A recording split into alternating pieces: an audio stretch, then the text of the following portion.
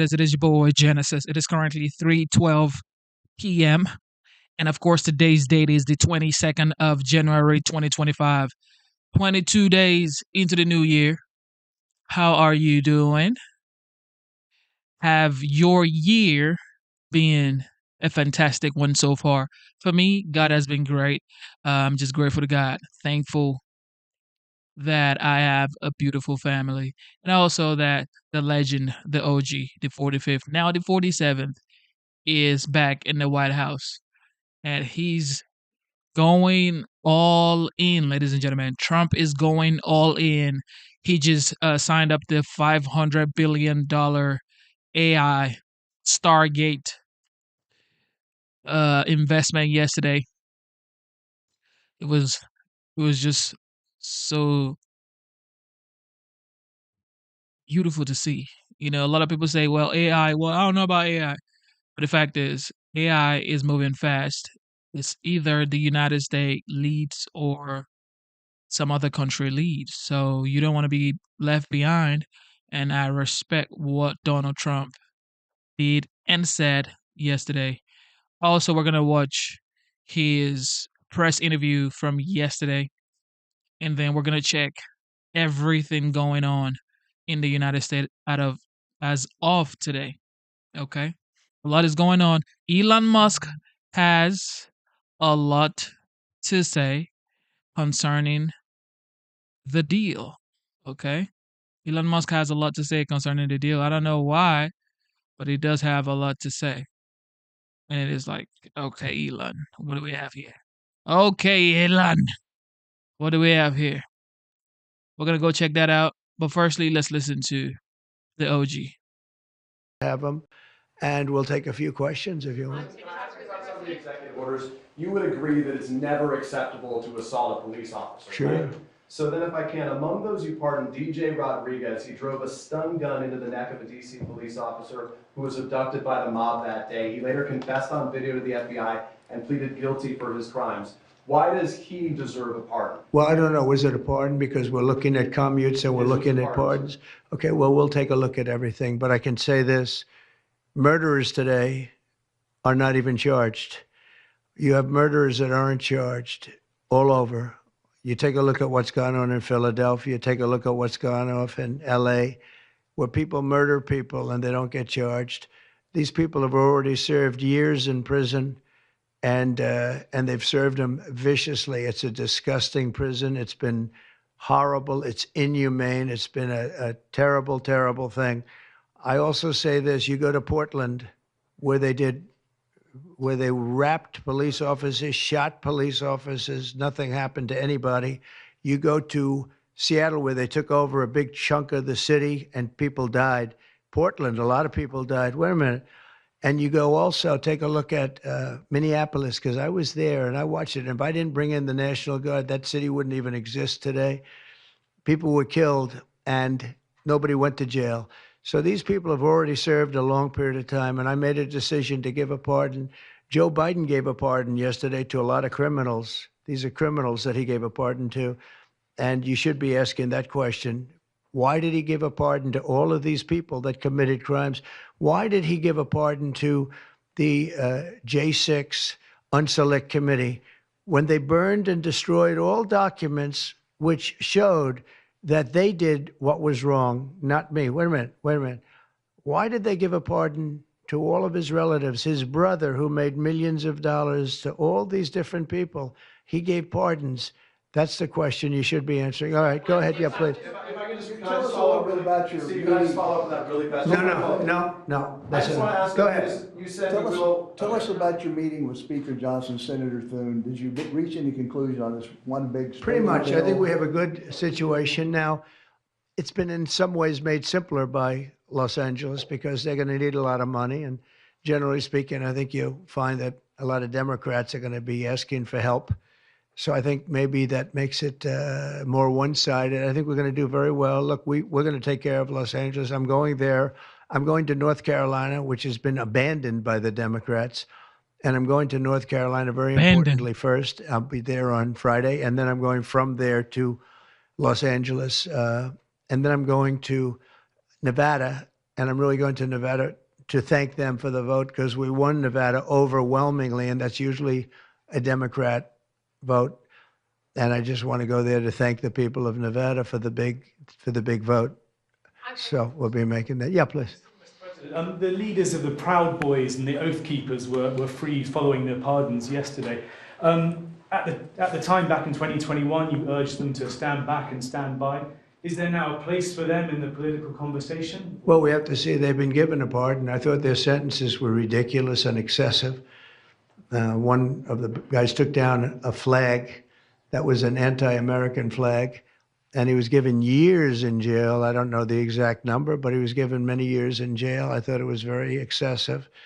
And at least the cases that we looked at, these were people that actually love our country, so we thought a pardon would be appropriate, yeah. Mr. President, is it also true in your conversations with Republicans today that you asked them to consider recess appointments for cabinet officials? I think, yeah, if it's needed. I don't think it's going to be needed.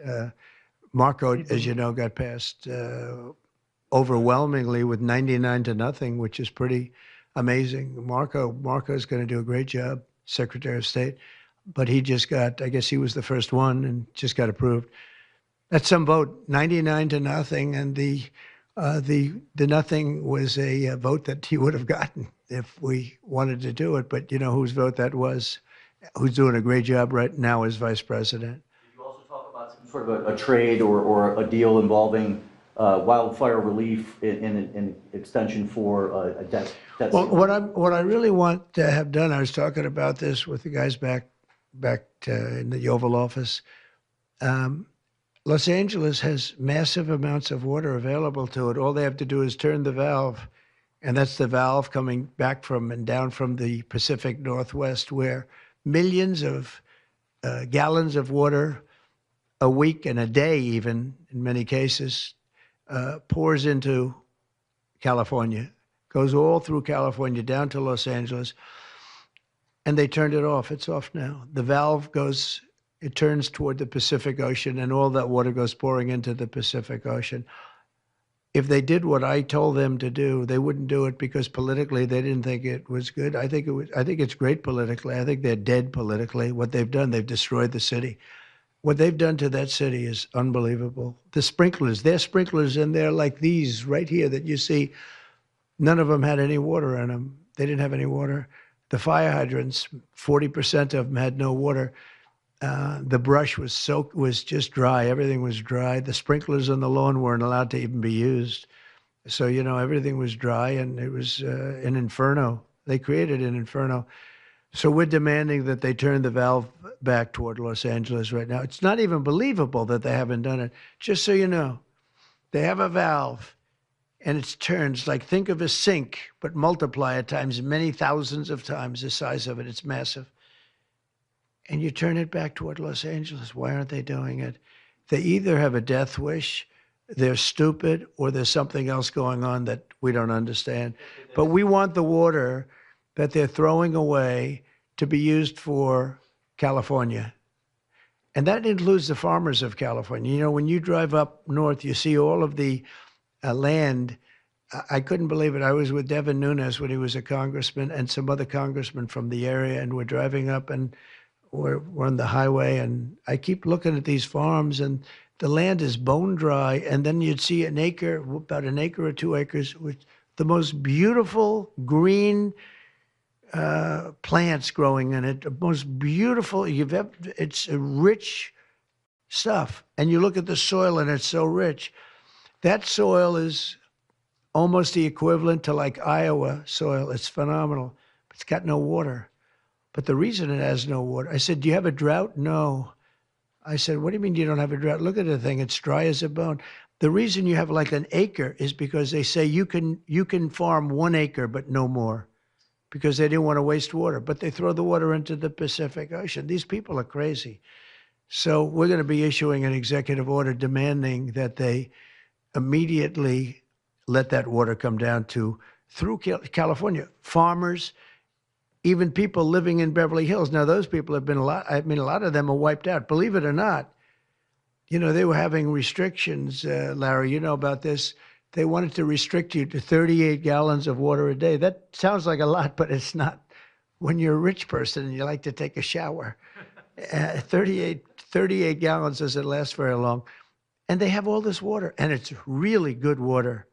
Up high, Pacific Northwest. Some comes in from Canada, a nice country, by the way. Comes in from Canada, and it comes all the way through California, and they're restricting it. You even have the half pipes, you know, the half pipes, the cut pipes, big ones, bigger than this room, and they're going all the way down, and they're bone dry, and they could be loaded up with water. No, but isn't it incredible that they don't do it? And it's to protect the Delta smelt. It's a fish that's doing poorly anyway. But I said, how are you protecting the Delta smelt by not giving it water? It's a fish. It needs water. Nobody can answer that question. President Trump, TikTok, Mr. President. Well, let me do this first. Are you open to Elon buying TikTok? Say it? Are you open to Elon buying TikTok? I would be if he wanted to buy it, yeah. And on your inauguration, I'd like Larry to buy it too. I have the right to make a deal. So the deal I'm thinking about, Larry, let's negotiate in front of the media. The deal, I think, is this, and I've met with owners of TikTok, the big owners. It's worthless if it doesn't get a permit. It's not like, oh, you can take the U.S. The whole thing is worthless. With a permit, it's worth like $1 trillion. So what I'm thinking about saying to somebody is buy it and give half to the United States of America, half, and we'll give you the permit. And they'll have a great partner, the United States. And they'll have something that's actually more valuable because they have the ultimate partner, and the United States will make it very worthwhile for them in terms of the permits and everything else. But so think of it, you have an asset that has no value or has $1 trillion value. It all depends on whether or not the United States gives the permit. So what I'm saying is let the United States give the permit, and the United States should get half. Sounds reasonable. What do you think? Sounds like a good deal to me, Mr. President. Yeah, he can afford it too. Mr. President, you're a president who has long said that you back the blue, but aren't you sending the message that assaulting officers is okay with these parties? No, the opposite. In fact, I'm going to be letting 2 officers from Washington Police, D.C. I believe they're from D.C., but I just approved it. They were arrested, put in jail for 5 years because they went after an illegal, and I guess something happened where something went wrong. And they arrested the 2 officers and put them in jail for going after a criminal. A rough criminal, by the way, and I'm actually releasing. No, I am the friend of police, more than any president that's ever been in this office. Thank you, More than President 400 of the people that you pardoned, though, assaulted officers. So I want to ask you about the Vice President, J.D. Vance. He said, this is a week ago, he said, if you committed violence on January 6th, obviously you should not be pardoned. Why is your Vice President wrong? Well, only for one reason. They've served years in jail. They should not have served, excuse me, and they've served years in jail, and murderers don't even go to jail in this country. And we had 1,500, we have 16 under review. As you know, we commuted about 16 of them because it looks like they could have done things that were not acceptable for a full pardon. But these people have served years of jail, and their lives have been ruined. And in many cases, listen to me for a second, stop interrupting. They've served years in jail, and if you look at the American public is tired of it. Take a look at the election. Just look at the numbers on the election. We won this election in a landslide because the American public is tired of people like you that are just one-sided, horrible people in terms of crime. You don't talk about all the people that have been killed and what happens to those murderers. Murderers get no time. You take a look at some of these DAs. They go after political opponents, but they don't go after people that shoot people in the street. They're caught. They know where they're living. They know everything. They don't even go up to pick them up anymore. They just let them live there. They know all about it. They have their pictures. They have the tape of the shooting, and they don't even go up and you're talking about this. No, we pardoned people that were treated unbelievably poorly. In the history of our country, there's never been anything take place like this. They're still looking for them, but they're not looking for the murderers, the people that are killing everybody. We are, though, and we're getting them out of the country. We just started that. We're getting them out of the country, and they're going to be gotten out of the country fast. They came in illegally from jails and from prisons. They killed many people. Some of them killed many people. About 50% of them killed more than one person. They were released into our country. That's what we're focused on, not the kind of nonsense you're talking about. You've called for a ceasefire in Ukraine. If Vladimir Putin doesn't come to the table to negotiate with you, will you put additional sanctions on Russia? Sounds likely. And do you think that the war should be frozen currently along The the war current should have battle never lines? started. If you had a competent president, which you didn't, the war wouldn't have happened. The war in Ukraine would have never happened if I were president. But that couldn't happen because the election was rigged. Yeah, go ahead. Mr. President, there's been some debate within your orbit over whether or not to keep or eliminate H-1B visas. What's your position on that? Do you want to keep H-1Bs or do you want to get rid of them? I like both sides of the argument, but I also like very competent people coming into our country, even if that involves them training and helping other people that may not have the qualifications they do. But I don't want to stop. And I'm not just talking about engineers. I'm talking about people at all levels. We want competent people coming into our country. And HB1, I know the program very well. I use the program. Maitre d's, wine, experts, even waiters, high quality waiters. You got to get the best people. Now, then you go into people like Larry, and he needs engineers, and Massa needs, and this gentleman needs engineers like nobody's ever needed engineers, right? So we have to have the quality people coming in. Now, by doing that, we're expanding businesses, and that takes care of everybody. So I'm sort of on both sides of the argument, but what I really do feel is that we have to let really competent people, great people come into our country, and we do that through the H-1 program. Mr. President, are you looking to impose tariffs on Canada and Mexico in an effort to force negotiations sooner on USMCA? No, it's really not on USMCA. It has nothing to do with that. They've allowed, both of them, Canada very much so, they've allowed millions and millions of people to come into our country that shouldn't be here. They could have stopped them, and they didn't. And they've killed 300,000 people last year, my opinion, have been destroyed by drugs, by fentanyl. The fentanyl coming through Canada is massive. The fentanyl coming through Mexico is massive. And people are getting killed, and families are being destroyed. I mean, the son gets killed, and the family is a basket case for the rest of their lives. I mean, I've seen mothers that thought they'd heal. They never heal. They say it gets worse with time. It gets worse with time. They lose their boy. They lose their baby. They lose their young daughter to fentanyl poisoning. And I had that talk with President Xi the other day, too, of China. I said, we don't want that crap in our country. We got to stop it. I would have stopped it. I had a deal with him where he was going to give the maximum penalty, which in China is the death penalty for drug dealing. And he was all set. He was going to give the maximum penalty to fentanyl dealers. If they send to the United States, they were going to get the death penalty. And of course, Biden didn't pick that up. I had that deal all done. It was all wrapped up. We were going to have it done. And then the election went, let's put it nicely, didn't go the proper way. I'm trying to be nice about it. It was rigged. And we had an incompetent president elected, and he never followed up on that deal. But he should have followed up, because if they got the death penalty, they wouldn't be sending fentanyl to Mexico, Canada, and other places. How much will the tariffs on China be, Mr. President? How much will the We're tariffs thinking on about that too. We're talking about a tariff of 10% on China based on the fact that they're sending fentanyl to Mexico and Canada. How soon? How soon on those tariffs? Probably February 1st is the date we're looking at. Do you have an For update on- Mexico and China, we're talking about approximately 25%.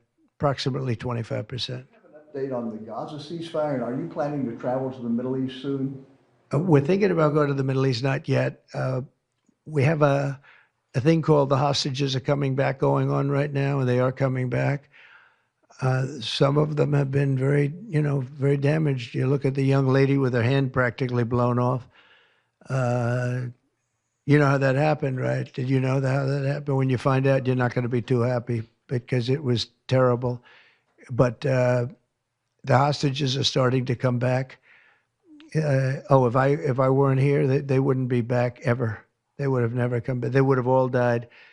If this were done a year earlier, if Biden would have done this deal a year and a half, 2 years ago, or frankly, it should have never happened. October 7th should have never happened. Nobody should be dead. But through weakness, they allowed it to happen, and then it was a disaster from them. But you go back just 6 months ago, many of these young people were living. You know, young people don't die like that. They're just dying. And young people aren't dying at 22 and 23 years old. They don't die. But now they're dying, and you wonder why they're dying. They're being killed, and they have been killed. But they say 6 months ago, you would have had 11 more living hostages. Think of that. 6 months ago. But Biden couldn't get it done, and it was only the imposition that I put on as a deadline that got it done. But it's a very sad situation. It should have never happened. I'll tell you, 2 things should have never happened. 3 things. Inflation should have never happened. It would have never happened except for what they did to energy and their crazy spending. And Ukraine would have never happened. Never. By the way, Russia never would have gone into Ukraine. I had a very strong understanding with Putin that it would have never, ever happened. He disrespected Biden. Very simple. He disrespects people. He's smart. He understands. He disrespected Biden. And also, the Middle East would have never happened because Iran was broke. They had no money. They had no money for Hamas. They had no money for Hezbollah.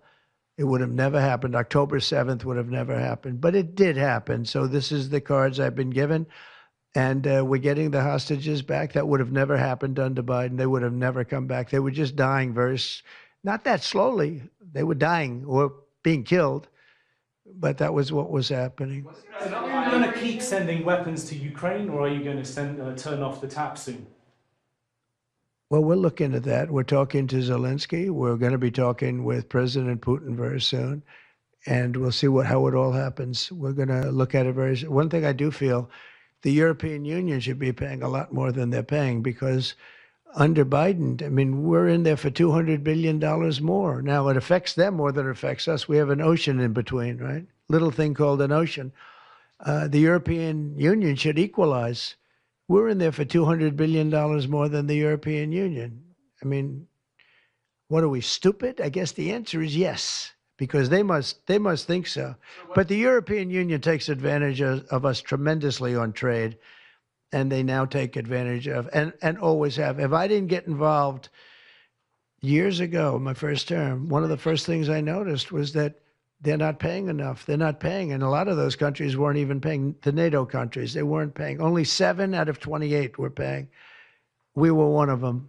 And Poland was one. And they had a few of them that were paying, and some were paying very proudly. Usually the closer to the borderline of Russia they were, the faster they paid, okay? The ones that were further away tended not to pay so fast. And one thing on that, I think they should lift their number not to 2%, but to 5%. NATO should be at 5%, not at 2%. 2% is ridiculous, yeah. Did U.S. President Xi, in your conversation about Ukraine, you asked him to get involved in helping settle that. Can you tell us about that? I did, yeah. I said, you ought to get it settled because he's not done very much on that. He's got a lot of power, like we have a lot of power. I said, you ought to get it settled. We did discuss it, yeah. Do you intend to continue selling products that benefit yourself personally while you're president? Well, I don't know if it benefited. I don't know where it is. I don't know much about it other than I launched it. I heard it was very successful. I haven't checked it. Where is it today? You made a lot of money, sir. How much? Several $billion, it seems like, in the last several days. Several billion? That's peanuts for these guys. So you talked about the letter from President Biden. Can you give us some sense, broadly speaking? Yeah, he wrote me a nice letter. I mean, I did open it last night. Conversation about Ukraine. You asked him to get involved in helping settle that. Can you tell us about that? I did, yeah. I said, you ought to get it settled because he's not done very much on that. He's got a lot of power, like we have a lot of power. I said, you ought to get it settled. We did discuss it, yeah. Do you intend to continue selling products that benefit yourself personally while you're president?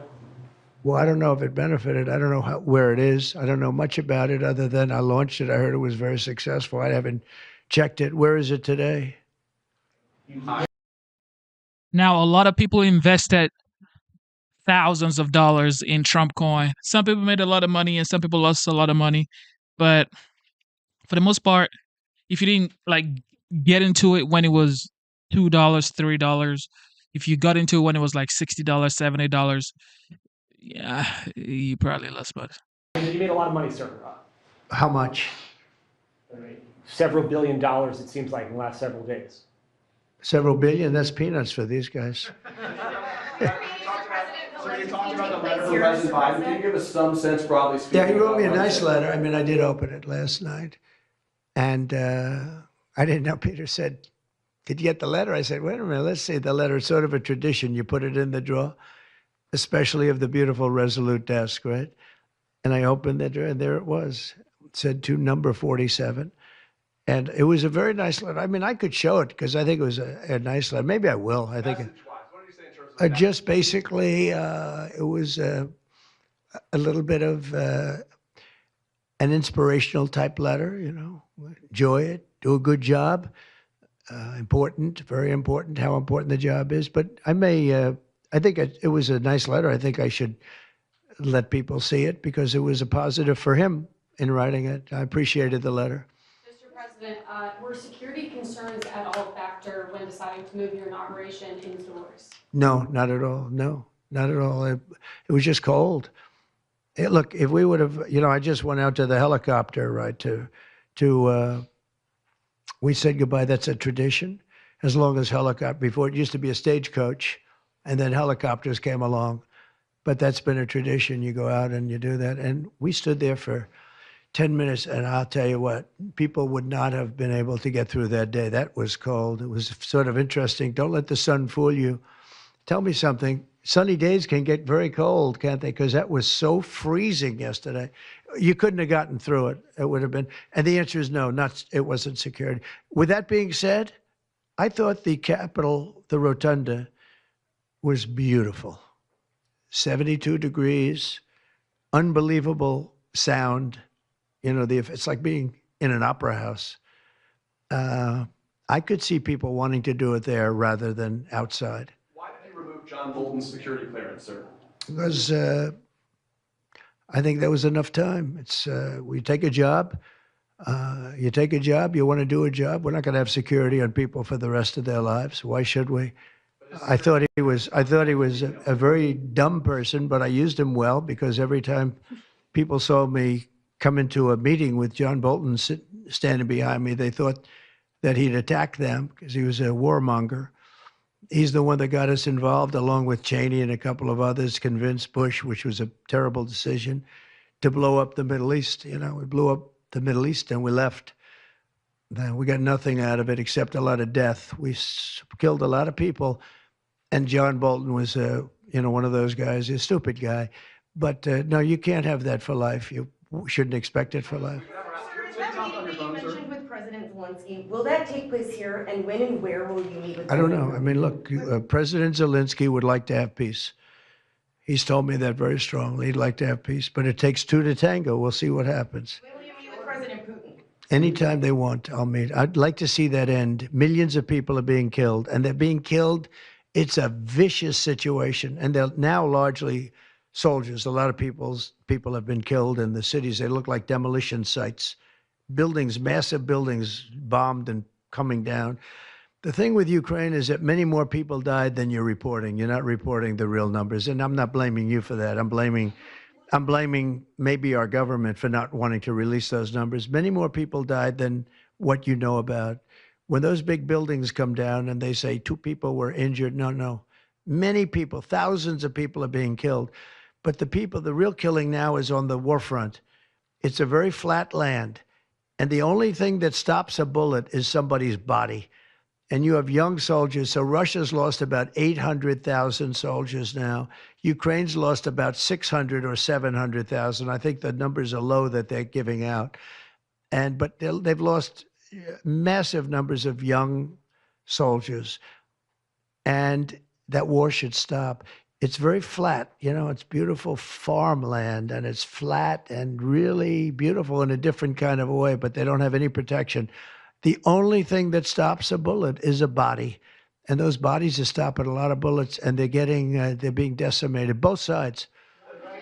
Your conversation with President Xi, what did you tell him in terms of when to expect tariffs? And what can he do to avoid them? About which one? About tariffs? We didn't talk too much about tariffs, other than he knows where I stand. Look, I put large tariffs on China. I've taken in hundreds of billions of dollars. Until I was president, China never paid not 10 cents to the United States. With me, they paid hundreds of $600 billion or so, or more than that even, of tariffs. And if I didn't do that, you wouldn't have a steel mill open in the United States right now. You wouldn't have one steel mill open in the United States. So what I did is I saved the steel industry. I saved other industries too with other tariffs. Other countries are big abusers also. You know, it's not just China. China's an abuser, but the European Union is very, very bad to us. They treat us very, very badly. They don't take our cars. They don't take our cars at all. They don't take our farm products, essentially. They don't take very much. We have a $350 billion deficit with the European Union. They treat us very, very badly. So they're going to be in for tariffs. It's the only way you're going to get back. It's the only way you're going to get fairness. You can't get fairness unless you do that. But the European Union's treated us very badly. But essentially, everybody treats us badly. You know, everybody treats us badly. Yes, go ahead. Because we allow them to. Because we've had stupid people doing this, and we can't have. I'd like to have these three people negotiate for us, just for 1 week, and we'd be a rich country again. But we'll be rich. Mr. President, on AI data centers, will you rescind President Biden's executive order that opens up federal land? On which centers? On data centers. Will you rescind President Biden's executive order that opens up federal lands for data centers and energy production? No, I wouldn't do that. That sounds to me like it's something that I would like. I'd like to see federal lands opened up for data centers. I think they're going to be very important. Again, we have a lot of competition for that. So it's an honor to have these three great people, great CEOs and great geniuses, all three. It's an honor that they want to come to our country, but we're going to make it as easy as we can for them because other countries want them to. I'm going to have to go now. Thank you all very much. Thank you. Do you have TikTok on your phone? No, but I think I might put it there.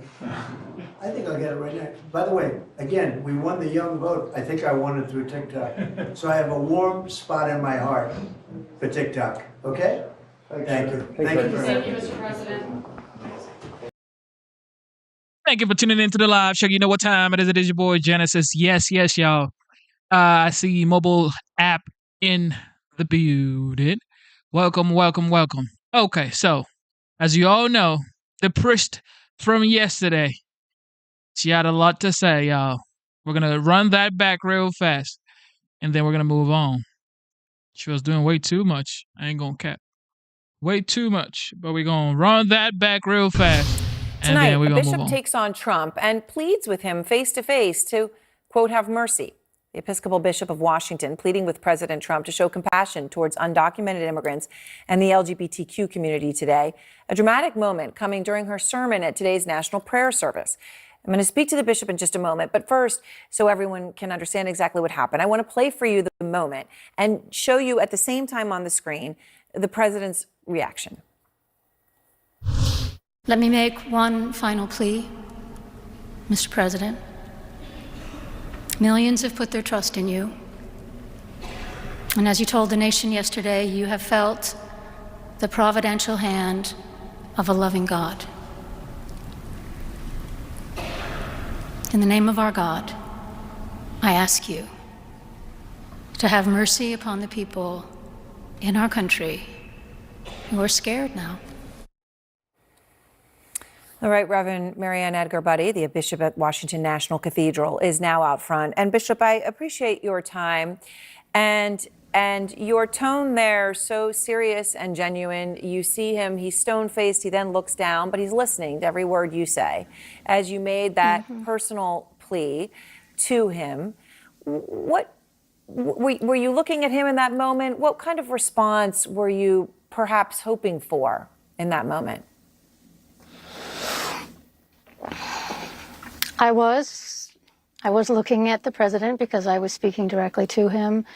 I was also, frankly, as you do in every sermon, speaking to everyone who was listening through that one-on-one conversation with the president, reminding us all that in the people that are frightened in our country, the two groups of people that I mentioned are our fellow human beings, and that they have been portrayed in all throughout the political campaign in the harshest of lights that I wanted to counter as gently as I could with a reminder of their humanity and their place in our wider community. And I was speaking to the president because I felt that he has this moment now where he feels charged and empowered to do what he feels called to do. And I wanted to say, you know, there is room for mercy. There's room for a broader compassion. We don't need to portray with a broad cloth in the harshest of terms some of the most vulnerable people in our society who are, in fact, our neighbors, our friends, our children, our friends' children, and so forth. So you spoke, I like how you use the word gently, because it was gentle. I mean, it was intense and passionate, but yet it was gentle. It was not ugly or confrontational. Wouldn't expect it to be, but you know, these are hard things to talk about in that context.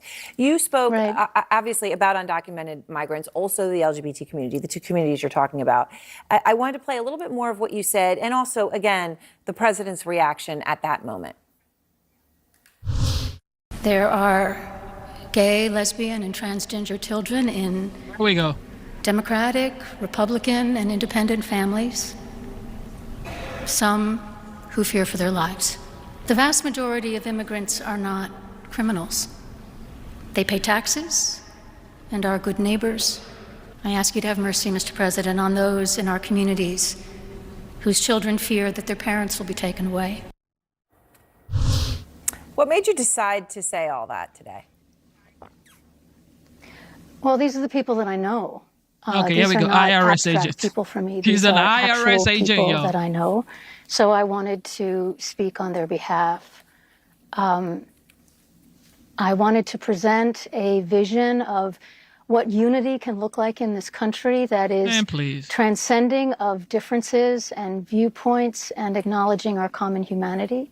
I wanted to speak in such a way that reflected that dignity and respect, but I also wanted to bring into that space the real humanity of the people that I was referencing. Now, he was asked about that because obviously there were cameras in there. People saw that interaction and they saw it. He was asked about your service afterward, and here's what he said. Not too exciting, was it? I didn't think it was a good service, no. They could do much better. From him, honestly, Bishop, it's tame. He could have said much. And the thing is, she's trying to be calm. She's trying to be gentle. Yeah, I said it. I told him to have mercy. Yeah, you ain't no priest, really. Really. This is activism. Like, you're being an activist. This is what it is. Because how do you know they don't pay taxes? How do you know they pay taxes, rather? How do you know? Are you an IRS agent? I mean, I'm not gonna say I take it back when I say she ain't no priest, you know, because I don't know our relationship with God. But what do you mean by, you know, they pay taxes? How do you know they pay taxes? Are you in the IRS?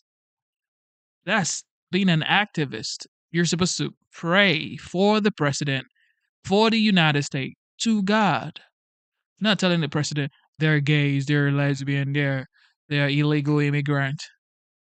Been much stronger than that, but obviously he made he made his feelings known in that context. But we know, right? He'll say what he thinks, and he could have said much more.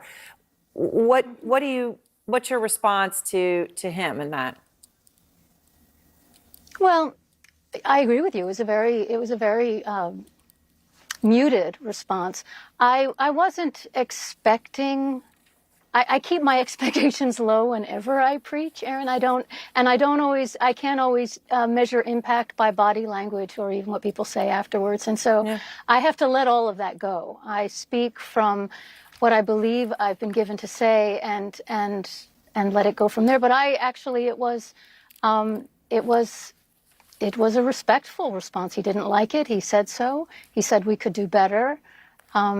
Some of the other comments I've received haven't been as kind or has been as muted, shall we say. And one of the things I was trying to get across is that we can actually have these conversations in a respectful way. Yeah. Well, I can only imagine. But thank you so much for.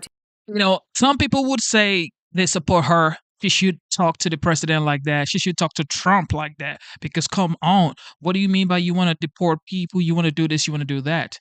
Well, go tell that to Laken Riley's mother, okay?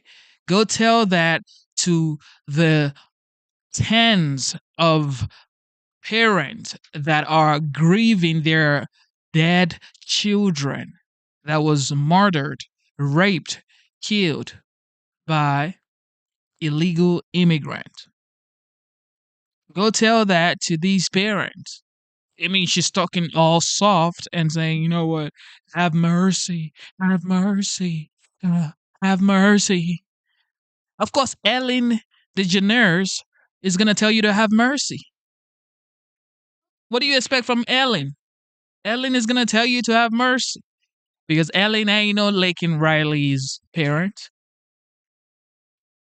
Yeah, go ask Laken Riley's parent, and we're going to find out if they want the 47th president to have some mercy on illegal immigration. It's called illegal. Nobody's saying legal migration. If you're coming into the United States and you came in here the right way, what do you expect? Come into the United States the right way. Go through Homeland Security. Man, somebody come take Elaine out of here. Well, anyway, the OG. Trump already has way too much to say. He already replied her. He's demanding for an apology. Check this out. I ask you to have mercy upon the people in our country who are scared now. Here we go. There are Look at JD. Gay, lesbian, and look at JD Vance. JD looking like, all right, get it out. Here we go. Go. Look at JD Vance's face. Oh, God. Transgender children in Democratic, Republican, and independent families. Some who fear for their lives. Look at JD Vance. No, look at JD Vance, y'all. Look at JD Vance, y'all. Yeah, this man, 2028. Yeah, 2028 JD for sure. There are gay, lesbian, and transgender children in Democratic, Republican, and independent families. Some who fear for their lives. President Trump is calling on the Episcopal Bishop of Washington, who you saw right there, to apologize to the American people for those remarks. The Reverend Marion Edgar Budde delivering that plea to the president at Tuesday's National Cathedral prayer service. As Trump looked on, she also pled for mercy for immigrants. The vast majority of immigrants are not criminals. They pay taxes and are good neighbors. I ask you to have mercy, Mr. President, on those in our communities whose children fear that their parents will be taken away. After the service, Trump voiced his displeasure with her. Not too exciting, was it? I didn't think it was a good service, no. They could do much better. Shortly after midnight, the president escalated his criticism of the bishop with this Truth Social post, quote, "The so-called bishop who spoke at the National Prayer Service on Tuesday morning was a radical left hardline Trump hater. She brought her church into the world of politics in a very ungracious way. She was nasty in tone and not compelling or smart." Trump goes on to say, Reverend Budde owes the public an apology. Joining our panel, Jaime Moore, former chief of staff to DNC chair Jamie Harrison, former regional comms director for Biden in 2020. Stephen Collinson, the big picture here, this Reverend, the Bishop Budde using the pulpit to make this plea for mercy, and of course, Trump's response. What does it all? She shouldn't have said anything about illegal immigrants. And I mean, you can voice your opinion. It is free speech, okay, freedom of speech. She can say whatever she wanted to say. However, her duty was to pray for the leadership, who happens to be sitting right there, the 47th president of the United States, to pray for the 47th president, to pray for his family, to pray for protection over the United States, and to pray to God for wisdom for the president. That's what she was there to do. And she's pleading for illegal migrant. Illegal, keyword, illegal migrant. What are you doing? Even the Bible says, give unto Caesar what belongs to Caesar. The law of the land is illegal immigration is unconstitutional. Why are you trying to change the law of the land? People came in here illegally, and you're saying, have mercy, have mercy. I am a legal migrant myself. I came into the United States, came through Homeland Security. I went through Homeland Security. I went through USCIS. It took me 5 years to become a United States citizen. I waited my turn. Okay? So I don't understand why. I guess a lot of people say, well, you're lucky. You're lucky. That's why you're talking like that. You should not be talking because you are a migrant yourself. Yes, I get it. But Elon Musk is a migrant as well. He was born in Pretoria, South Africa. Okay. But he came here legally. Like I came here legally. I waited and I became a United States citizen. So it's like, what are people thinking about? Talking about have mercy on illegal immigrants. What do you want Laken Riley's parent to say? Or what about the illegal migrant that set a woman ablaze in the subway in New York and watched her burn? In New York, ladies and gentlemen. This isn't like some other country in the world. This is the United States in New York, and this person set this woman ablaze in the subway and watched her burn. Illegal migrant. This is why a lot of people supported Trump for the 47th president of the United States. And they said, you know what? Take them out. People voted for Trump just for the sole reason to deport illegal migrants and bring back the economy and stop the wars. Like, this is one of the main reasons why he became the 47th. I'll say to you. Well, Trump has been feted by internet billionaires, foreign leaders, his entire party for like 2 days during this whole inaugural ceremonies. That was the first time that he's seen any kind of dissent at all. I think it's a reminder that there is opposition and fear to what Trump is doing. In the interest of balance, to his point that the bishop had pulled the church into politics, I did think that some of the speakers, some of the preachers that were at the inaugural ceremony were quite politicized as well. So it's not just coming from one side. But I think the president is going to get quite a limited amount of pushback publicly just because of the way these presidential events work. So it was very interesting whether that will be a rallying point for opposition, which we haven't seen this time around. We're going to have to wait and see. You know, we just got to get off this fantasy that members of the clergy are not political. And I will go even further. You know, look at Franklin Graham's remarks from the inauguration. And with Joe Biden sitting there watching on, talking about the dark times of the last several years and how Donald Trump was sent here by God or whatever. You know, I don't want to paraphrase, I want to misquote. The point is, it had political undertones too. And it happens all the time. And it should not shock anybody. The Pope recently weighed in on deportations. Now, many people, have their views about this particular Pope, but just this idea that we ought to rend our garments and be so shocked every time somebody is on a pulpit and says something political is just sort of silly. It's worth noting, I think, that the idea of mercy. And I mean, look, your point is well taken. People pick and choose which scripture they would like to focus on. Reminder that Jesus talked about mercy. Let's watch. We had a reminder of that from the grandson of Jimmy Carter at the recent funeral when he, in the pulpit at the National Cathedral, read from the Beatitudes. They've tried everything. They raided his home. FBI raided his home. Okay. They indicted this man. Now he is the first convicted felon to walk into the White House as president. They've tried everything, the law, everything they tried. You know, he had 2 assassination attempts on his life. Some people say it's even 3. So it's like they've tried everything. Now the only thing that can be done is beg. Okay, all you can do now is beg, plead in Jesus' name, and use God to beg Him. This is the only thing you can do now. You've tried everything.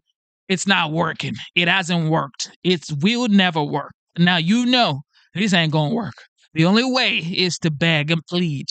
And that's what they're doing. I get it. Now they're bringing Jesus, the great King of Kings, into this. I see. Blessed are the meek, for they will inherit the earth. Okay, here we go. Blessed are those who hunger and thirst for righteousness, for they will be filled. Blessed are the merciful, for they will be shown mercy. Of course, that is not Donald Trump's favorite Bible verse. He was asked what is his favorite Bible verse, and he answered with, it's a little more Old Testament than new, shall we say. Watch. Is there a favorite Bible verse or Bible story that has informed your thinking or your character through life, sir? Well, I think many. I mean, you know, when we get into the Bible, I think many, so many. And some people talk an eye for an eye. You can almost say that. That's not a particularly nice thing. Plea for mercy and a response from Trump that is basically an eye for an eye. I mean, look, this is the United States of America. No parishioner, no pastor, no preacher have to ask their president for mercy. That's just the bottom line. And so I think the fact that we're here right now asking our president for mercy on us is a testament to what Donald Trump ran. It's not on you, bro. It's the stuff, man, bro. Say mercy. Have mercy on us. Here we go. This is why they lost. This is why Democrat Party lost in 2024. They're going to lose in 2028 and 2032. This is why. Changing the script, changing the narrative to make sure it fits into whatever ideology they're trying to put out there. She never said, have mercy on us, Americans. No, she's saying, have mercy on illegal immigrants. Have mercy by not saying that there are only 2 genders, which is male and female. That's essentially what she's trying to say. She's saying, consider the gay and lesbian and everything. Do whatever you want to do, okay? Nobody's going to come in your home and come check you what gender you are. Whatever you want to do in your home, do, okay? But coming out here and saying they're scared of their lives. They're scared. Who is scared, actually? You have freedom to be whatever you want to be. Go out there, live your life. Stop looking for special treatment. Okay? You want a flag. You want that. You want this. You want a day. You want a month. You want that. You want a group of, you want a section of the street to yourself. You don't deserve any special treatment. Okay? No special treatment. Everybody do live your life. Okay? Yeah, all those days of special treatment is over. Okay? It's over. So nobody's begging for, oh, we're begging for mercy. Oh, mercy. No, this ain't no mercy. Okay. Ain't no mercy. Live your life like everybody else. Go to work your butt off, take care of your kids, take care of your family, pay your bills, and get it moving. Okay?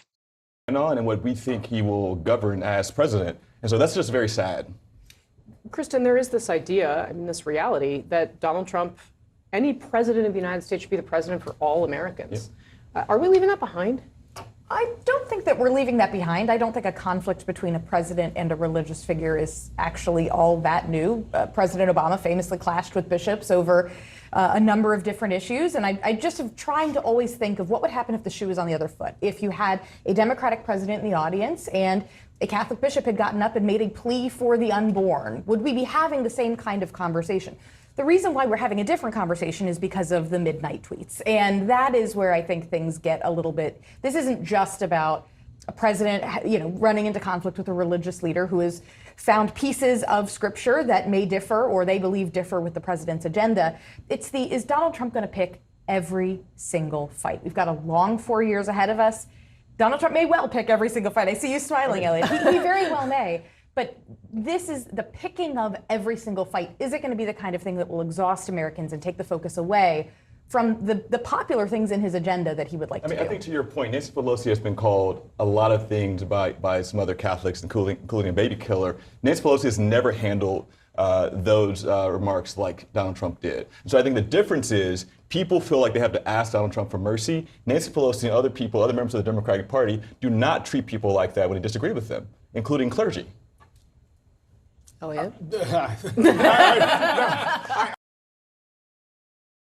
scared. They're scared, y'all. They're scared because finally daddy's home. Most kids who don't have fathers can throw tantrums, okay? But when my daughter sees me around, she knows this ain't the time to be playing around and making sure I ain't putting myself the right way. I have to conduct myself like I have some sense because daddy's home. This is what is going on right here. I have to make sure my room is clean. I have to make sure I put my plates in the sink. I have to make sure I clean up after myself. My toys would go back in my toy basket. That's what happens when I'm home. That's what happens when the OG is back, okay? Trump knows. Okay? He knows how to handle all of this stuff. And people are so childish that they don't want to clean up after themselves, okay? They don't want to be adults. Most people don't want to go to work. Now he signed DEI. He signed against DEI. He said every federal employee must come back to work. It's like these are like common sense, y'all. Common sense stuff. People don't like it. People don't like common sense stuff. And that is home. Adults are back in the White House and they don't like it. I was looking at Kristen, who I just don't think we ought to both sides how people respond to religious leaders they don't agree with, because to Kristen's point, everybody's a little bit guilty. But I just get back to the original point.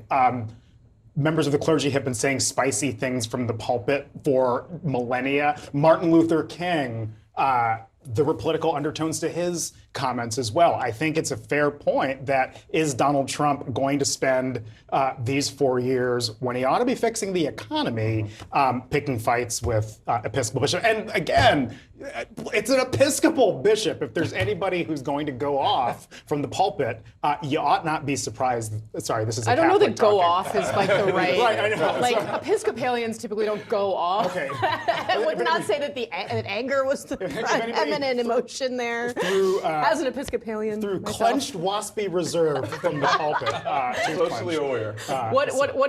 What going off entails if you're Episcopalian is fairly restrained. I'm going to be canceled from this. All right. You want the last word, Stephen? Donald Trump is going to spend the next 4 years fighting every fight because he thinks that is what's good for him. So, Man, please. Man, please. We're starting to see President Donald. They already had the most signed executive order in 48 hours. Matter of fact, the first night, he signed about 200 executive orders. The first night. This man is 78 years old. Okay. 78 years old. He started the day around like 8 a.m., 9 a.m. He got sworn in around 12 noon. He continued to work until like 2 a.m. the next day. And he still went to the ball. He danced. He gave people a lot of like gestures to talk about. It's like, this man is 78 years old. You're there in your home at 35. You can't move. You can't move. You sleeping all day. And this man is 70 years old. If this man is not an inspiration to you, then I don't know. I don't know what is going to inspire you. If Trump doesn't inspire you to go hard, to focus on yourself, to take care of your family, take care of your kids, be a patriot, I don't think you're ever going to get inspired. Because when you take a look at his kids, you take a look at Eric, Don Jr., Byron, Ivanka, every one of them, you see that they've turned out nice. They've turned out to be good kids. You can say whatever you want to say about this man, but take a look at his kids. Oh, his kids are this. Take a look at his kids. Well behaved, well spoken, skillful communication. Okay. Look, I can't go back and forth with everybody, man. Trump's immigration policies go into effect. Officials tell CNN that the U.S. military is sending thousands of additional troops to the southern U.S. border. This comes just 2 days after President Trump ordered the military to step up its presence there. About 2,200 active duty forces are already at the border as part of Joint Task Force North. They're mostly performing support roles for Customs and Border Patrol.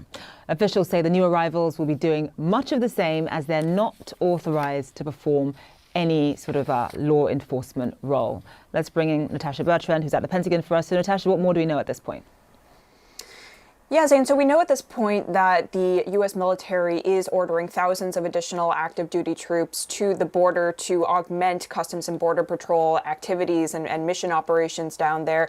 But they're not going to be engaged in any kind of law enforcement role, because that is actually banned by a law, by a centuries-old law called Posse Comitatus, which prevents the U.S. military from being used domestically for law enforcement purposes. So they're primarily going to be, doing things like data entry, transportation of migrants around different facilities, intelligence support, as well as some additional support in air operations. But they're not going to be engaging extensively in the day-to-day with migrants. But still, this is significant because it does make good on President Trump's promise just earlier this week that he is going to augment the presence of the U.S. military at the border. Now, as you said, there are roughly 2,200 active duty troops already at the border, and they are supported by Texas National Guard contingent there. And so what this is going to do is essentially lay the groundwork, we're told, for an even bigger military footprint to be sent in the coming weeks and months to the border. This is not, something that the president can, just in terms of ordering them to engage in law enforcement functions. This is something that the president has the authority to do under the Insurrection Act. And he has said, in an executive order issued Monday, that if within 90 days, he and the Secretary of Defense determine that the border is not under control and that more resources need to be used to control the flow of migrants across the border, then he can invoke the Insurrection Act, which would then allow the U.S. military to perform those law enforcement functions like arrests, searches, and seizures, as well as seizing drugs. And so this is something that we need to watch for. But for now, this is really just President Trump and the Department of Defense making good on their promise to augment, Customs and Border Patrol, as well as DHS more broadly, their resources at the southern border, as they have been stretched thin in recent years with the ongoing flow of migrants across the U.S.-Mexico border, Zane. All right, Natasha Bertrand, live for us there. Thank you so much. All right, Donald Trump's new border czar says that deportation operations have actually already begun. Tom Homan told Fox News earlier that ICE agents arrested 308 serious criminals in the past 24 hours. The president says that ICE agents can now make arrests at churches and at schools, which were previously considered off limits because they are sensitive places. Julius Vargas Jones joins us live now from the U.S.-Mexican border in California, which is, of course, ground zero for the immigration battle. So, Julia, just the fact that these raids, this rounding up of undocumented immigrants, these arrests have actually already begun. Just talk us through what the reaction is where you are, especially because California is a sanctuary state. Yeah, exactly, Zane. Look, people are scared. We're talking to folks who are saying it's fear and uncertainty. That's what's being brought here, both for people who are in the immigration system. So folks who are already in the process, who have a piece of paper, Zane, that says that they can stay in the United States through their immigration process. They are quite fearful at this point because they don't know what will happen. There's just been so many changes. And yes, California is a sanctuary state. It's also home to dozens of sanctuary cities. But at this point, people don't know, and officials here don't know, people who work with migrants don't know what will come of this. There's just been too much so quickly. We spoke yesterday with a family from Venezuela who came over and who said, look, yes, we got our appointment for asylum. We had our initial interview, but we don't know if this program will even be standing by the time that we get to the end of this process. And another thing that happened that I think is important to note is that these organizations along here, the southern border in California, who have been working in partnership with federal authorities like Catholic Charities, which we visited yesterday, and we spoke with the CEO, who told us, look, they're saying they're not going to release migrants to our care any longer. So it raises a lot of questions of what will happen to these people. He said to us they've since 2021, once the Remain in Mexico policy was lifted and migrants started to be able to stay in the United States while they waited for their date in court, they have been key to helping about 400,000 people to get on their way in the United States to make it to their date in court.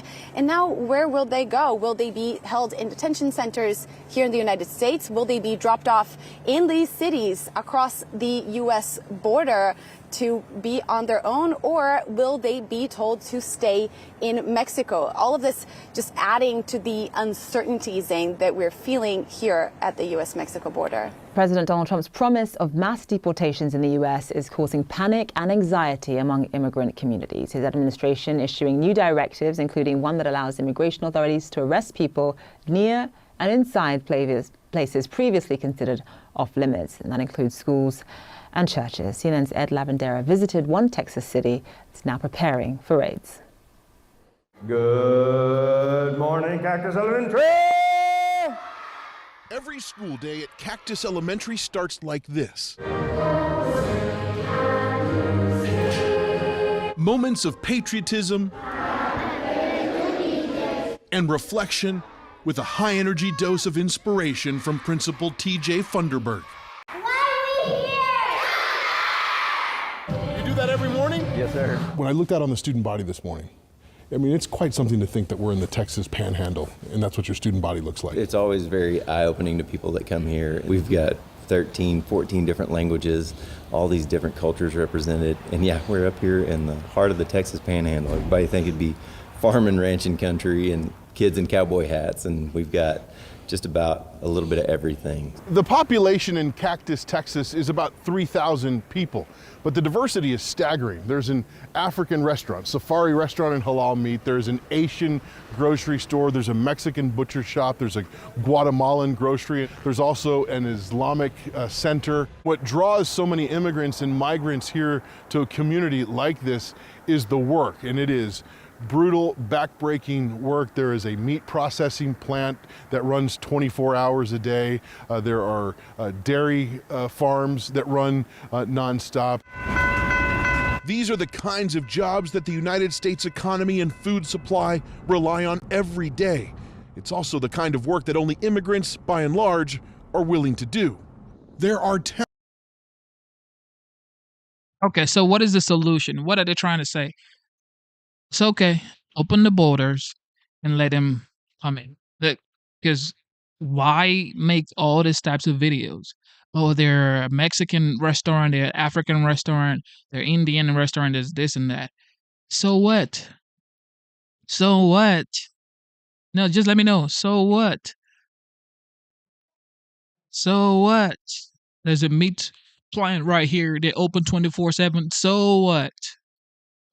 So it's okay to come in here illegally. That's what. So it's okay, because this man is not talking about. They keep saying immigrants are willing to do. No, he is not talking about immigrant. He's saying illegal immigrant. There's difference, okay?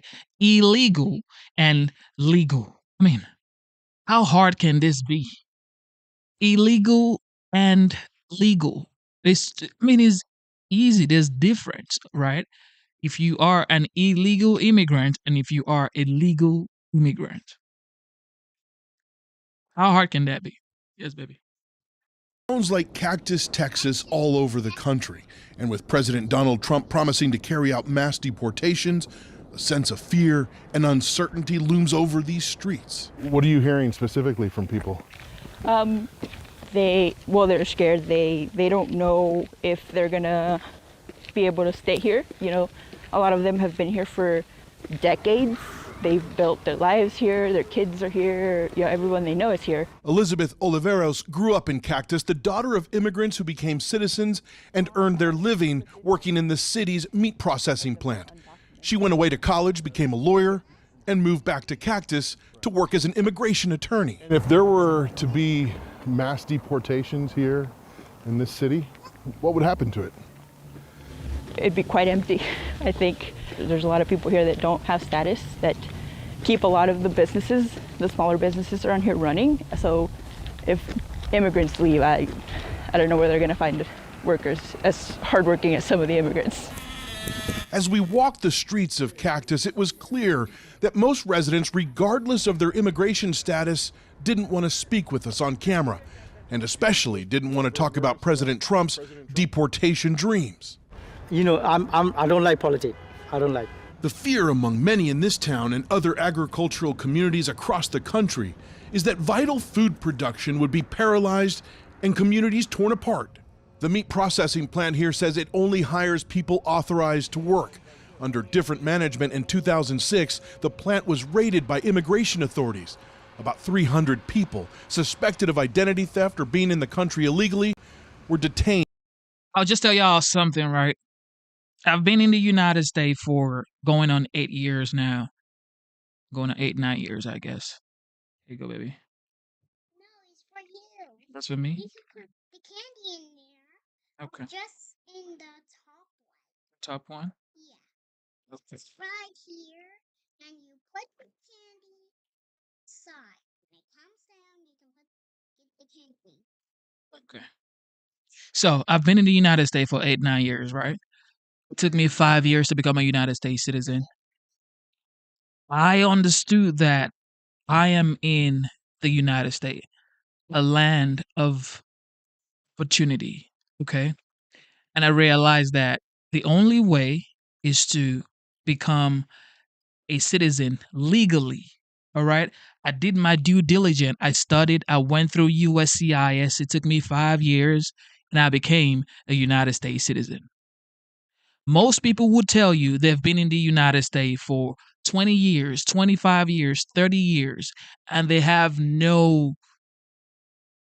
mindset to realize that, oh, shoot, I could actually change my status. I could get a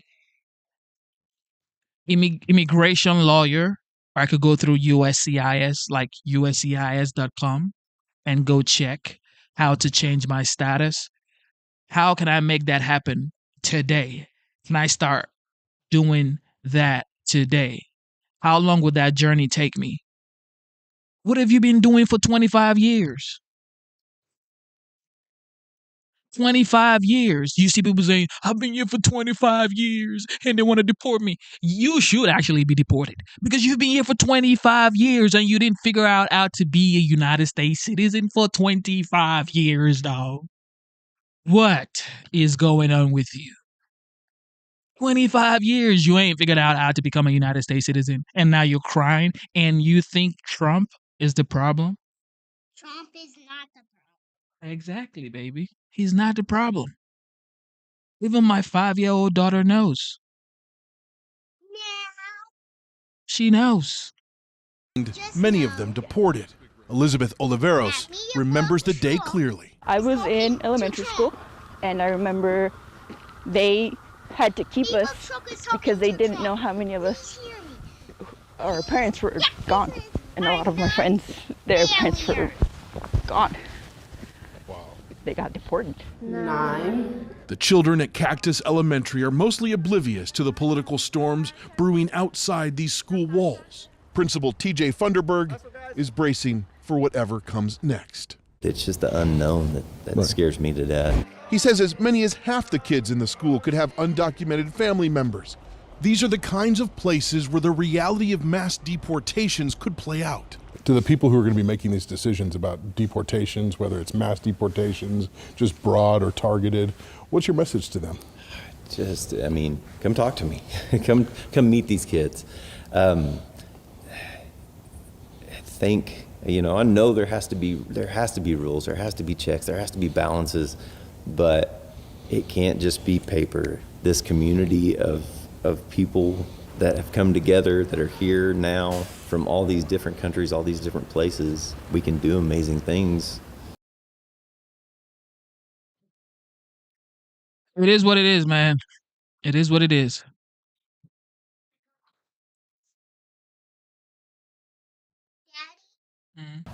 Just in from Joe Biden to Donald Trump. Fox News just released the text of the handwritten letter the 46th president of the United States left in the Oval Office for the 47th. Here it is. Dear President Trump, as I take leave of this sacred office, I wish you and your family all the best in the next 4 years. The American people and people around the world look to this House for steadiness in the inevitable storms of history, and my prayer is that the coming years will be a time of prosperity, peace, and grace for our nation. May God bless you and guide you as he has blessed and guided our beloved country since our founding. David?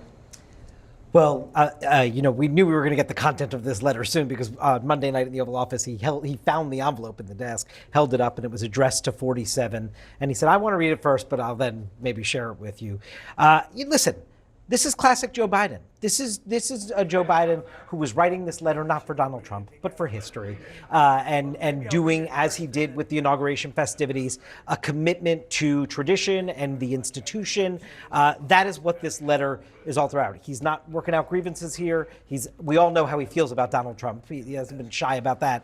That's not present here. And you'll recall that Biden, when he got his letter from Trump after defeating him 4 years ago, and Trump robbing him of all the smooth transition traditions, he still said that the letter Trump left him was, quote, very generous.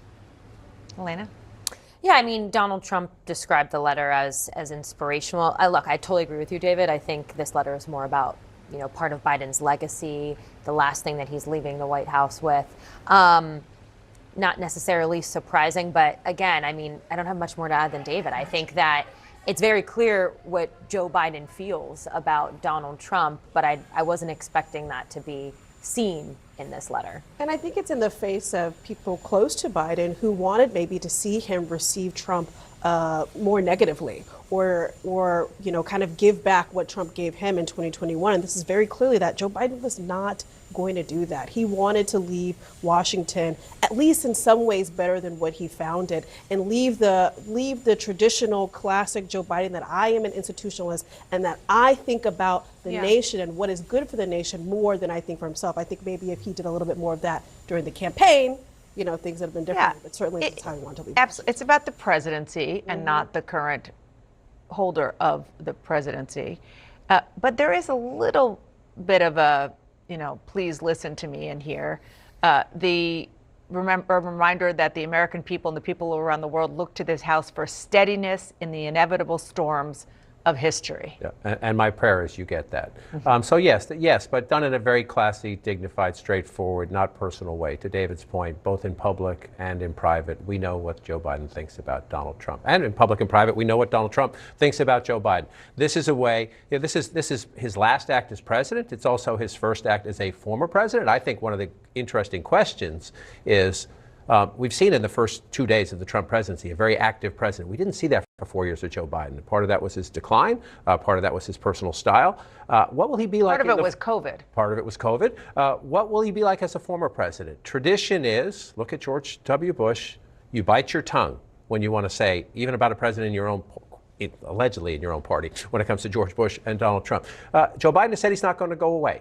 That he's not going to disappear. I'm somewhat skeptical about how often we will see Joe Biden, but when we do see him, does he get involved in the debates of the day, or does he leave it alone? The letter suggests I'm going to try to be a traditional former president. Time will tell. But I think many of his fellow Democrats would like him to go away. But he said even Democrats want Joe to go away. This is just wild. They want Joe to go away. Too wild. Several interviews that he's not going away. We'll see. Yeah. You don't buy it? I just, the party doesn't really want him right now, largely at the center of these conversations. Right. And he is, due to his retirement, I mean, I'm sure he'll want to weigh in certain things, but I don't think he really sees himself playing a central role in driving the party forward. Yeah, I mean, I don't know that he's going to go paint like George W. Bush or. He ain't painting nothing. All right, time to block this guy right here. He's not painting nothing. I mean, it's time to retire, go to the beach and sleep. You've done your part. Thank you, Joe. Joe, we did it, according to Kamala Harris. Thank you, Joe. We did it. We finally beat Medicaid. Or Medicare. Okay, on to the next. Let's talk about the moment you walked back in this office, this desk, this room, your carpet. How'd you feel? Well, it was a lot of work. And as you know, I felt that we shouldn't have had to necessarily be here. Could have been done. A lot of work could have been, it would have been over. We wouldn't have inflation. We wouldn't have had the Afghanistan disaster. We wouldn't have October 7th with Israel, where so many people were killed. And you wouldn't have a Ukraine war going on. But with all that being said, I think it's bigger. It's bigger than if it were more traditional. Only the second time in history somebody didn't have consecutive terms. Yeah. Well, they say it's historically bigger. I don't know about that, but I can. Problem here is, like, the big issue here is the Democrat and far left hate Trump so much they've made him a legend. They've made him an icon. They've made his legacy great. He's become even more legendary than what he used to be. If they did indict him, if he's not a convicted felon, if he never got raided in his home, if all of this never happened, he would have been, the former president of the United States, the 45th, and, he became the 47th or whatever, or the 45th, just some easy conversation around Trump. But now they've made him a beacon of hope. They've made him more larger than he ever dreamed he would be. He's basically larger than life at this point. He's the most famous human being in the world, the most powerful man in the world. His story is just mind-blowing. Y'all have made this man what you hate the most. He's never going to go away now. Even when he steps down, even when his term has ended as the 47th, whoever is going to be the president, the United States would never, as a matter of fact, the world would never forget the name Donald J. Trump. Y'all have just made him what you hate the most. You want him to go away so bad. You wanted him to be gone, and now he's never going away, even when his term has ended. I'm sorry, y'all, it's over. People would talk about this man for years, probably like Lincoln. I'm telling y'all, this guy is never going away. Say it showed us a couple of things. It showed us that the radical left, their philosophies and policies are horrible. Hey, Sean Hannity here. Hey. Just amazing. Garrett Tenney is live for us in Chicago. Garrett. Yeah, Harris, those proposed changes would have allowed Chicago police to work with ICE only in cases involving a violent criminal, which is the kind of people state and local officials claim they don't want to be here.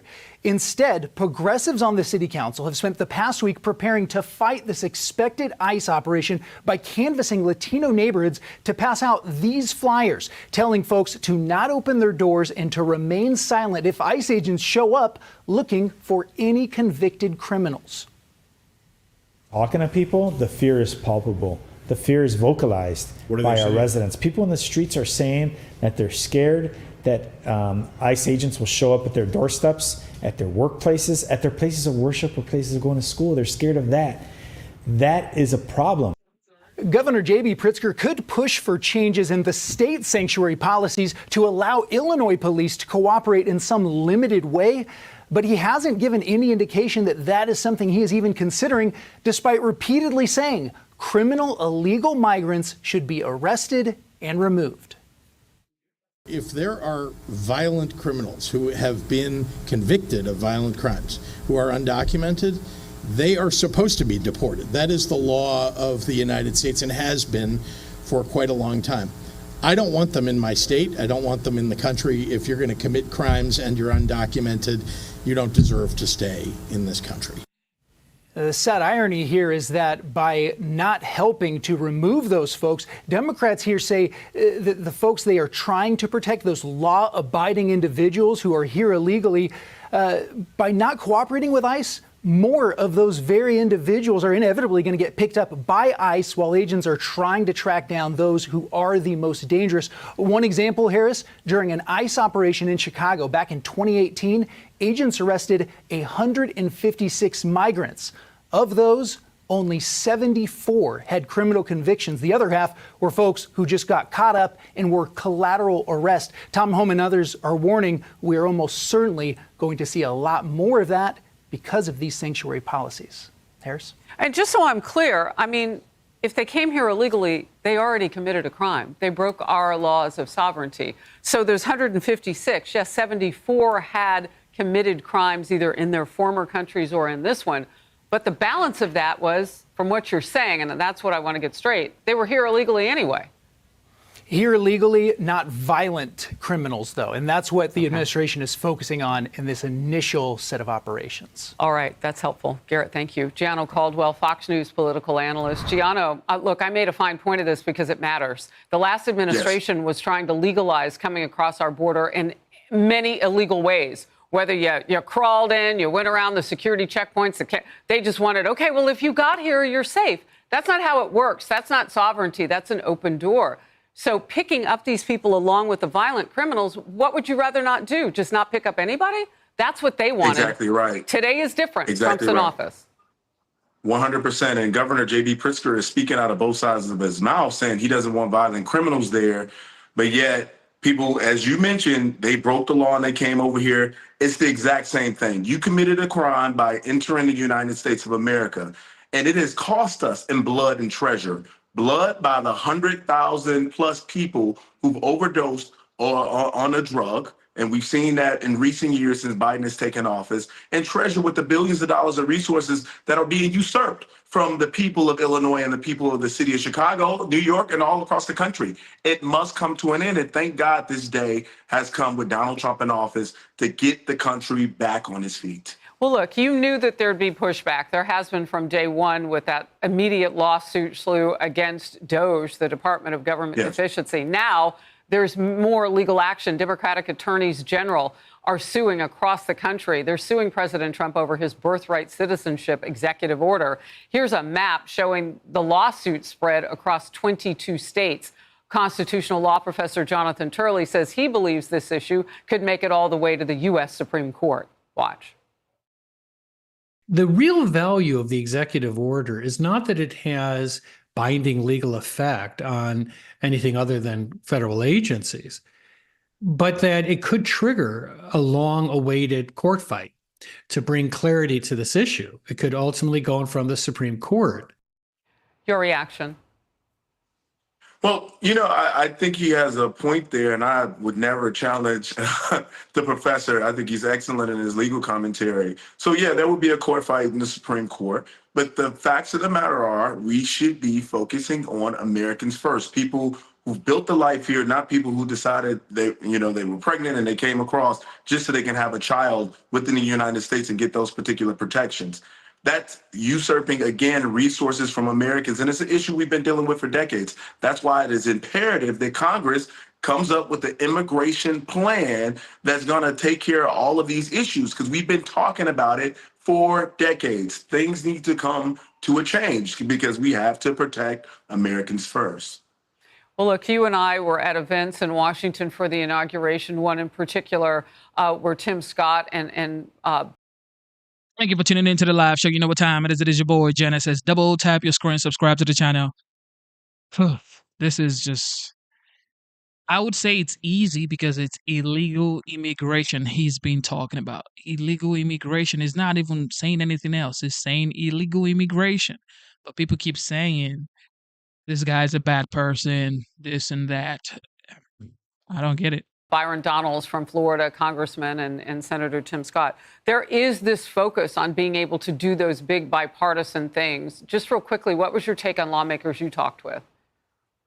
Well, people are excited. There's a lot of enthusiasm and energy around the new administration. And I got to be honest with you, Harris, that isn't just Republicans and conservatives and people who voted for Trump. I've heard from people who voted for Kamala Harris, who voted for Joe Biden in the previous election, people who would never give Donald Trump the time of day. They're enthusiastic. They're excited. People feel it everywhere because they know we've been in a terrible state of affairs for the last 4 years. Our economic activity, inflation, the border, crime. These are issues that impact every American. And they're now thinking, wait, we got a guy who's now in office who means business. And that's why people are excited and they're looking forward to 4 years of Donald Trump. And folks who didn't vote for him, many are looking to give him a chance. Legendary. This is why I voted for the OG, the 45th, now the 47th President of the United States, President Donald J. Trump. He's not saying if you are in this country and you came in here legally, you're good to go. But if you're coming in here illegally, then I don't know what you're doing. Your first act into the United States should not be illegal crossing. Okay, you cannot be crossing the border illegally. All right, I'm sorry. Okay, I know it's hard. Probably where you're from is hard. I get it. Okay, I get it. Trust me, I know. However, you should come into the United States, respect the law of the land, and come in here legally. It is what it is. Okay, give unto Caesar what belongs to Caesar. Respect the law of the land. It's easy, yo. We are just hours away from the end of all DEI programs and those dedicated departments in the federal government. The Office of Personnel Management is set at 5 p.m. Eastern to meet the deadline for all government agencies to close those offices, and the employees, for at least the time being, will be on paid administrative leave. That follows President Trump's executive orders to bring an end to DEI and to make America merit-based. So he's going to do that at the federal level and restore the importance of our individual efforts within the workforce. During his inaugural address, President Trump made very clear his intentions to create a colorblind society. I will also end the government policy of trying to socially engineer race and gender into every aspect of public and private life.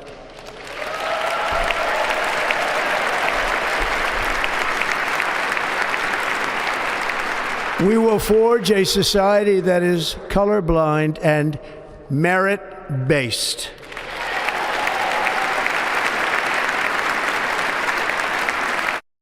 Yesterday, the president signed an executive order ending Biden's, quote, forced, illegal, and immoral discrimination, end quote, in the federal workforce and directing the government to serve every person with equal dignity and respect. However, liberal leaders are up in arms about the idea of merit-based society. Here's the Reverend Al Sharpton. Why do we have DEI? There we go. We had DEI because you denied us diversity.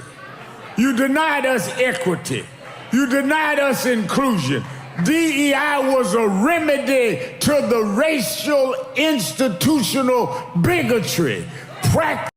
Man, please. Man, please. All that victimization mindset is over. All that victimization mindset, oh, woe unto me. Woe is me. I'm being treated badly. Nope. The 44th president of the United States was Barack Obama. Okay? Obama was the 44th president of the United States. So what do you mean by DEI? You already had a man that looked like me, become the commander in chief, the executive power, a man that looked like me wield the most important office in the land. You're talking about DEI. It's over. Okay. It isn't 1960s or 1940s anymore. This is 2025. You could argue and say, there's still systematic whatever. You could say all that. Okay. However, you could never deny the fact that the 44th president was a man that looked like me. So where was DEI then? You didn't even have DEI at that point. DEI started during this guy, former president, the 46th, Joe Biden. So what did Obama do for 8 years for the people that looked like him? He's from Chicago, isn't it? What happened to Chicago? But everybody wants to blame Trump. Did you know for the past 16 years, Democrats have held the executive power in the United States 12 years out of those 16 years? For the past 12 years, listen carefully, everybody. For the past 12 years, Democrats have held the executive power for 12 years.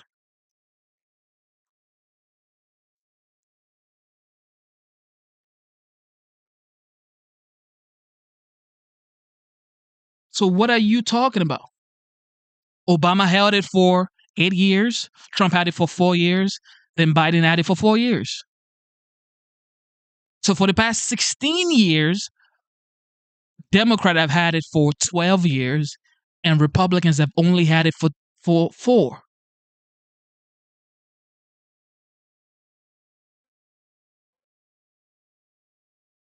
So 16 years, Democrat has it for 12 years, Trump has it for 4 years, and everything going wrong in the United States is because of Trump.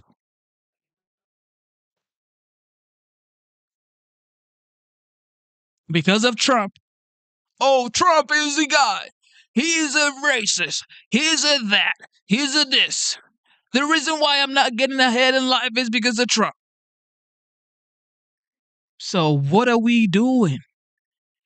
How long are you going to cry, woe is me?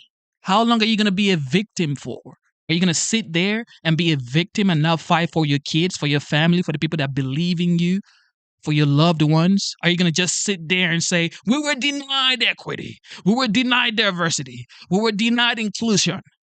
Are you going to sit there and say that for the rest of your life? And your ancestors are just rolling in their graves and saying, oh, Lord, these guys have it perfect. Do you know what the people that lived during those ages would say if they saw Obama being the president of the United States? They would never believe a man like Obama would ever be a commander in chief. And it happened. It happened, y'all. Are you going to move on and take the opportunity right in front of you and realize you are living in the greatest country on earth?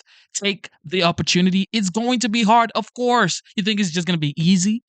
It's going to be hard. But don't sit there crying, woe is me, and saying I'm a victim. Oh, everything is against me because this is what I look like. So what?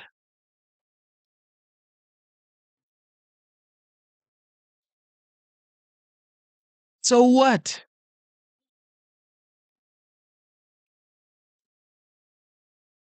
In academia and in these corporations.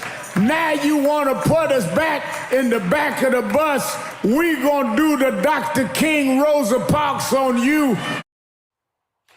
And The View co-host Sunny Hostin launched her own attack. And thinking about that, and I'm gonna tell y'all something. People are saying this guy is not even American born. I was not born in the United States. Same as Elon Musk. Elon Musk was not born in the United States. He was born in Pretoria, South Africa. I was born in Lagos, Nigeria. So what? I'm an American. So is Elon Musk. Elon Musk is an American. So you could cry in your home with no profile picture on YouTube because you're not confident of yourself. I am an American. I am here in front of you on your phone. You're wasting your time. You're watching, and you're here saying, this guy isn't even American. What are you doing? Does that even make sense to you? He's not American. I am an American, yo. I am. You can cry. Trump saying things that this country would be a meritocracy. You're talking about a man who didn't become the president of the United States because of merit. He hasn't he had no political experience whatsoever. He had no business experience. He was given everything that he has. He is a legacy hire. He is, if anything, a DEI hire, a didn't earn it hire. Okay, here we go. I'm just, my head is spinning. Ben, where is your Sunny Hostin and Reverend Sharpton decoder ring? Yeah, I think you look at Al Sharpton, this is like, all right, I'm going to get my network back going. I'm going to raise some money. This is a great moment for me. I go back to Martin Luther King because he quotes Martin Luther King like he's on Martin Luther King's side. He's the exact opposite. Martin Luther King said, I have a dream that for my 4 children, 4 little children, we will one day live in a nation where we will not be judged by the color of their skin, but by their character. That is exactly what the president is now saying. We don't need a melting pot that you organize in some liberal woke agenda where you say, how many transgenders do we need? How many gays? How many straights? How many African Americans? How many Asian Americans? He's saying we're going back to merit base. We want to look at Americans not based on do you fill a quota for this country or for our business, but instead we choose you because you're the best person to do the job regardless of the color of your skin. Al Sharpton needs to go back and watch that speech. Yeah. So the way I look at this too, Cheryl, is everything that Ben just said, and I would add this, it also requires that you do your job. Yes. And part of your character be work ethic. All of the things together, and when you don't, they get rid of you. Yeah. And DEI promises that what? You get to keep the job forever? Read the EO. It's right here, folks. This is the EO. Here you go. Reward individual initiative, skills, performance, and hard work. Merit-based. Why is that controversial? Did Al Sharpton not read the executive order? No, he Pretty didn't. sure he didn't. No, I think it's no, not he about didn't. fundraising. But let me tell He you got something. paid. The guy got paid by Kamala Harris to do an interview with Beyonce, Taylor Swift, Eminem, Fat Joe, Kelly Rowland, Megan Thee Stallion, Usher, all of these guys, Oprah Winfrey, Tyler Perry, who happens to be one of my greatest inspiration. Tyler Perry is an inspiration regardless. However, it's like with all of these big names, these guys could not help Kamala Harris win. Because the American people are just tired. It's about competence now. It's about performance. It's not about, oh, because I'm a woman, I should be treated better. Man, you better move along. We saw this in corporate America. We've talked about this already, guys. We saw Amazon and Walmart and Meta, John Deere, Harley, that's their ticker. They all started to get rid of DI initiatives a year ago because it didn't make sense.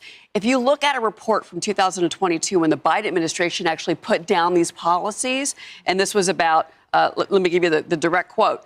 This is about making sure that there was, gender equality, gender markers, pronouns, transgender, nonconforming, non-binary, all of that. Another report in 2024 back and looked at if it was successful, and it wasn't. There were minor changes in federal employee and employment stats. It was a waste of money and a waste of time, guys. Kelly, you know what really stands out to me as the former child of a military family. I don't know if this yet touches the federal government and the U.S. military part of it, because DEI is something, and a woke agenda is something that you heard Pete Hegseth and a lot of people talking about during his confirmation hearings, and how that has held back in some cases our ability to really be ready militarily. It's such an important point. And in fact, what we saw is DEI, the DOD, Department of Defense, spent $68 million on it. And that number went up to $114 million by the end of Biden's presidency. Department of Education spent $1 billion with a B. But what is so insidious to me in that executive order you have there, it begins by talking about Executive Order 13985. That was one of the first acts of Biden as president. It was a DEI executive order. We were all sitting here on this couch for 2 years talking about critical race theory. And then it was actually Governor DeSantis' office that said there's this new term, it's DEI. We weren't even talking about it, right? Yeah. But it goes back to day one of Biden's presidency. He had everyone submit equity plans, every department. So you think they're focusing on China and Russia at the Pentagon? No, they're focusing on equity. This was this man's priority, and no wonder we're all messed up as a country right now. So what Trump is doing is replacing the word equity with equality, which is where, I mean, equality, what a great idea. You get the opportunity, you have to earn keeping it. So what is one of the big problems in our country right now? Our institutions, including the federal government, don't have the respect of people. This will help reinstall the respect of people and respect for people who hold those positions, those government jobs, who are racial minorities, right? As soon as you know the rules have changed and people are getting hired because they deserve the job, guess what? I think the respect for those institutions will rise. Yes, because now it's not just based on, because I am brown skin, so I should get the opportunity because, my forefathers, they built this country. But I'm not competent though, but I know I deserve it. Yeah, I ain't competent, but I deserve it. It's not about what you deserve, okay? It's about what you can earn. Okay, you go out there, you earn it. And this is why immigrant, I'm sorry, okay? I'm sorry to say this. I know y'all gonna get in your feelings, but legal immigrants that come from other countries, there are 54 countries in Africa, right? That comes from any of those countries, Nigeria, Ghana, Uganda, South Africa, Kenya, wherever in Africa, or from Asia, China, wherever. When they come to the United States, they do better. Why do they do better? Because they have no sense of entitlement. They don't think anything, they don't think they deserve anything. They just go out there, they work their ass off. They work their boat off because they don't think I am entitled to nothing. I don't think I'm entitled to anything. I'm grateful to the United States. To be even here is a blessing. So every day I get up, I pray to God, I do my exercise, kiss my baby girl, and I say, today is another day to be a blessing because I am in the greatest land in the world. That's why you see construction workers, all migrant people working so hard. I have an online business, and when I'm shipping out, the owner of this store, the UPS store, is a legal migrant. He owns the UPS store. And when I'm telling him my story, he's telling me his story. And we're like pals. He's texting me when are you going to bring the boxes. Like, we're chatting, and it's like inspirational to see two legal immigrants doing good things. I'm not where I want to be, but I know because I am in the land of opportunity, I'm going to keep working, keep believing to get where I want to get. I don't think I deserve anything. I don't care what anybody says. I do not deserve anything, okay? I'm going to work every day and get the opportunity and earn the opportunity. That's it. Okay, what y'all talking about? You better work your ass off.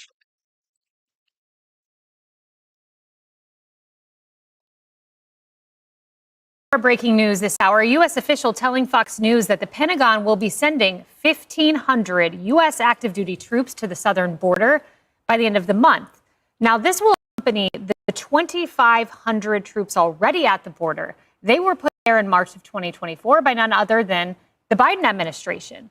So this is adding to what is there. I'm sure this will be spun by the media as some sort of novel and extra constitutional act by current President Trump, but indeed he is simply adding, Ben, to the troops that are already there from the Biden administration. This comes with the context of that executive order with NORTHCOM, reorienting them to secure the southern border. It's different. Look, I live in Texas, and I can tell you Border Patrol agents that I know well said for the last 4 years they have been directed by the Biden administration to not do their job.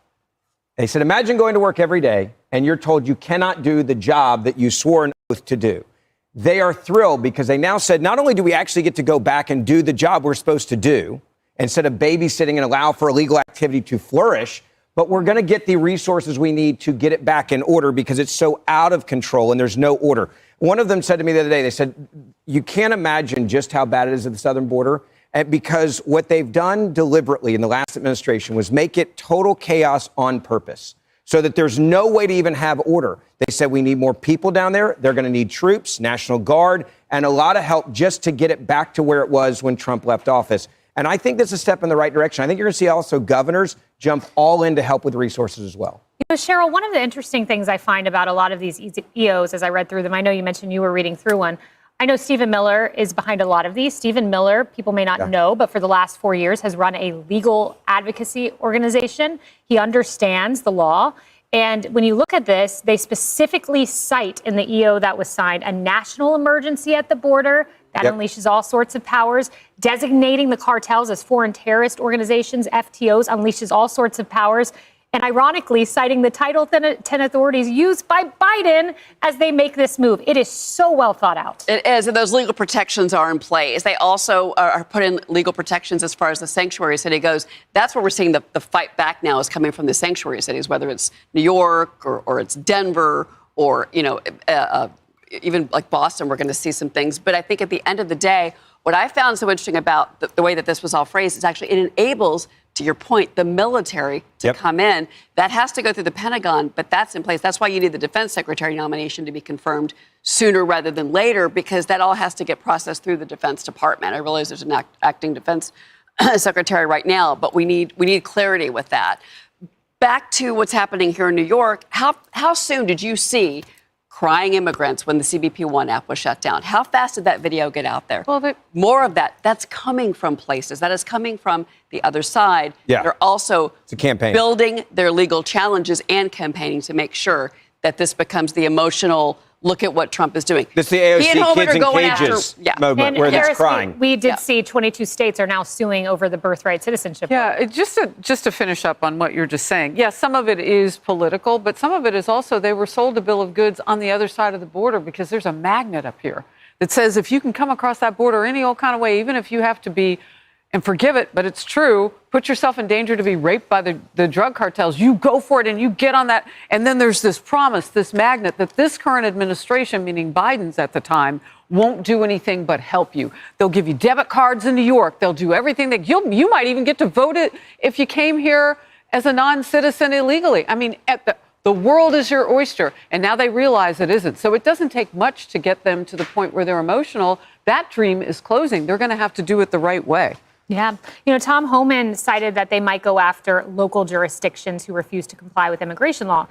But he's not just out there like saying things, they're actually doing them immediately as they take office. This is acting Deputy AG Emile Beauvais. He sent this directive out. Federal law prohibits state and local actors from resisting, obstructing, failing to comply with lawful immigration commands. The U.S. Attorney's Office and litigating components of DOJ shall investigate incidents involving misconduct. This is a Fox News exclusive out this morning. More action being taken. More action being taken, and good night sanctuary cities, right? Like, this is over, guys. And the thing that Homan said on our air, I believe, recently is we are going after public safety threats. How many people can say that's the wrong thing to do? Why would this be controversial? I have no idea, but at the end of the day, this is exactly what needs to be done. And maybe because I'm speaking as somebody who walks through the streets of New York every single day, and we see what's going on in the streets and how people, well, they're being challenged on the streets by people who are not in this country legally. Yeah, and the American public has changed. So the crying pictures, I'm not sure they'll have the same effect 4 years later after the media tried it once. Exactly. They already tried it before, and now people understand, man, this ain't going to work. It's not going to work. It is not going to work. This is why what they're doing now, that is why Trump won. Okay? Basically, that's why Trump won. All right, J6ers. Nobody should be shocked by this. Outrage maybe, but not shocked, because Donald Trump, remember, he would play the January 6th anthem at all his rallies. He still calls them hostages. Incredibly offensive, given that we have hostages in Gaza right now.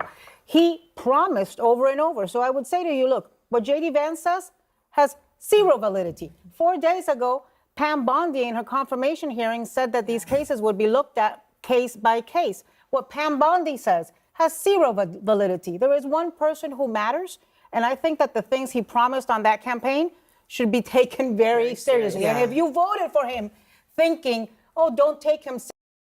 Exactly. Isn't this what you want? The American people voted for this man, and she just said, ladies and gentlemen, everything he said on the campaign grounds, he is going to do it. Isn't that what you want from your leader? Everything he said on the campaign trail is what he's doing. She just told the American people that trust Donald Trump. He's going to deliver exactly what he promised. Listen. Zero validity. There is one person who matters, and I think that the things he promised on that campaign should be taken very seriously. Yeah. And if you She just said it, that the things he promised during the campaign should be taken seriously. And that is exactly why he won. The people that voted for him, the 77 million people, including myself, we voted for him for those things he promised during the campaign. So if he gets it done, that's what we want. We're praying he gets it done. This is music to our ears. voted for him thinking, oh, don't take him seriously, he's just joking, well, you screwed around and you're finding Well, out. by Trump's definition of this and by his token, I would always also expect to see, the hundreds of people who were convicted of the George Floyd protests of assaulting police officers to walk free, right, Scott? Well, they were prosecuted. prosecuted. How many were prosecuted ultimately? Hundreds Because there were lots of people that had all their actually- charges dropped. I have so. the answer for you, and it's hundreds of them. Yeah, who I were mean, I saw charged an and analysis. I prosecuted saw an analysis that summer, for- and most people who were charged had their charges Yeah, dropped. but so. what charges were they? I mean, all kinds of Failure charges. to if they All were kinds of failure charges. to disperse, those types of charges. The ones who were charged with violent crimes, those charges were not dismissed. They were prosecuted. Well, they went into all kinds of diversionary programs. I'm one of the few lawyers in this country that represented people in those riots and on January 6th, one of the very few.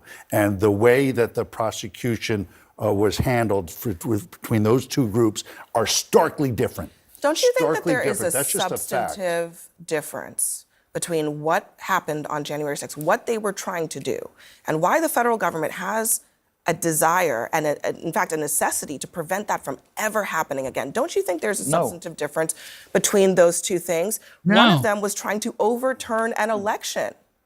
And the other was what? Burning down the There's a city? difference between trying to overturn an election and I don't. violent social justice protests? Well, call it social justice. Okay. I mean,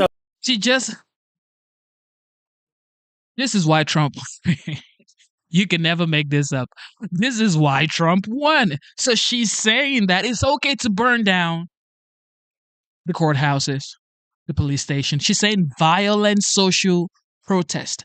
That's what they were doing, burning down police station, burning down courthouses, turning down, breaking, spray painting, burning statues, burning cars, looting stores that people worked hard to build their businesses to feed their families.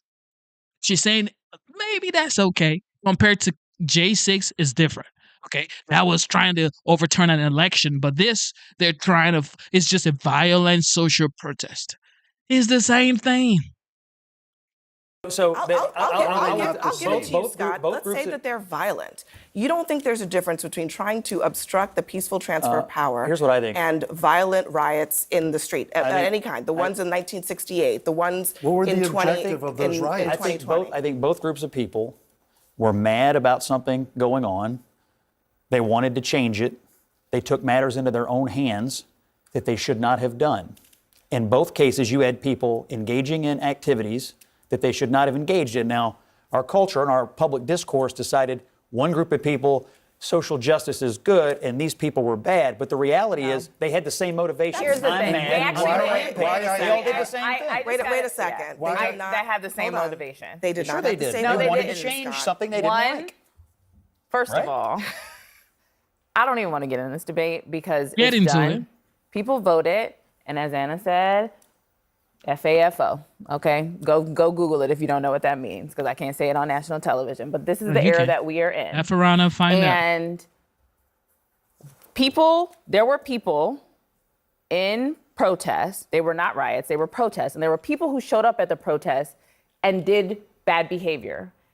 But that was because a man was murdered unjustly. That doesn't give you the right to break into the Nike store. That doesn't give you the right to break into Tiffany's. How about you let me finish?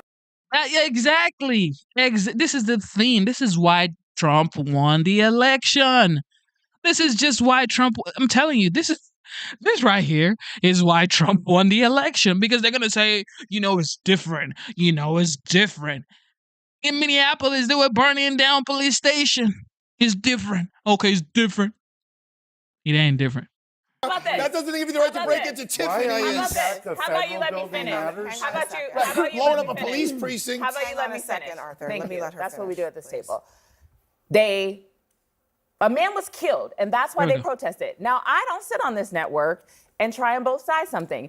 If you were violent in those protests, repercussions should be had. But that is not what happened on January 6th.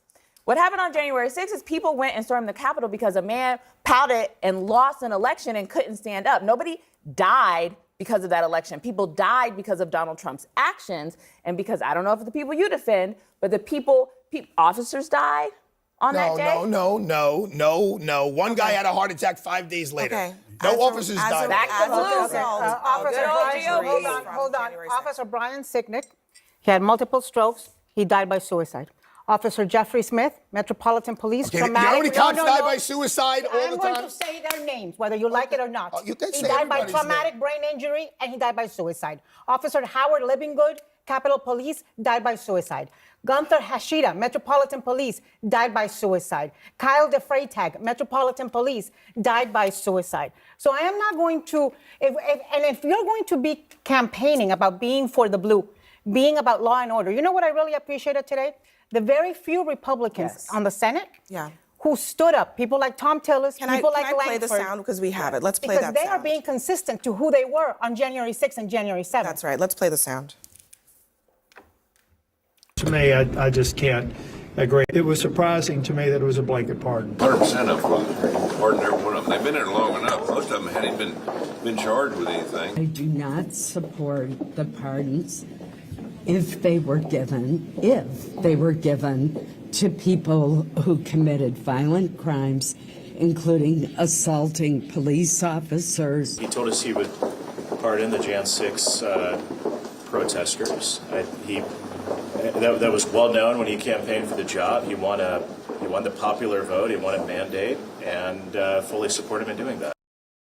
So there were some, like, to your point. And do we have that Wall Street Journal op-ed? The Wall Street Journal just put out an op-ed tonight basically saying this, that Republicans, Trump pardons the January 6th cop beaters. Republicans busy denouncing President Biden's preemptive pardons for his family and other political allies, and deservedly so. But then it's shameful if you don't hear many, if any, rueing President Trump's proclamation to pardon unconditionally nearly all of the people who rioted at the Capitol on January 6th. I mean, there are people here on the right who think this is outrageous. And so I don't think it's, I don't know, maybe some people think that you can't be pro-Trump and Abby, what are they going to do about it, and what can they do about it? It seems like you can. Tom Tillis supports Trump. He opposes it. It's not right-left. It is right. I mean, No, it's not right-left. He's right. It's not right-left. It's supposed to be right-left. It's right, This is wrong. about what's for the Yeah. best. Right, wrong. For the presidential power, it's what's best for our community and our society as a whole. You're right. All of those officers that died and lost their lives and committed suicide, they should be honored. They lost their lives. But it doesn't matter why you attack a federal building. You can attack a federal building because you're mad because somebody got killed, or you can attack a federal building because you're mad because somebody didn't win an election. No. It doesn't justify it. It doesn't justify disparage. This is where disparaging listen, treatment I between. take your point. Can I say something? I would argue that letting 1,500 people loose, who are now emboldened and feel that they are untouchable.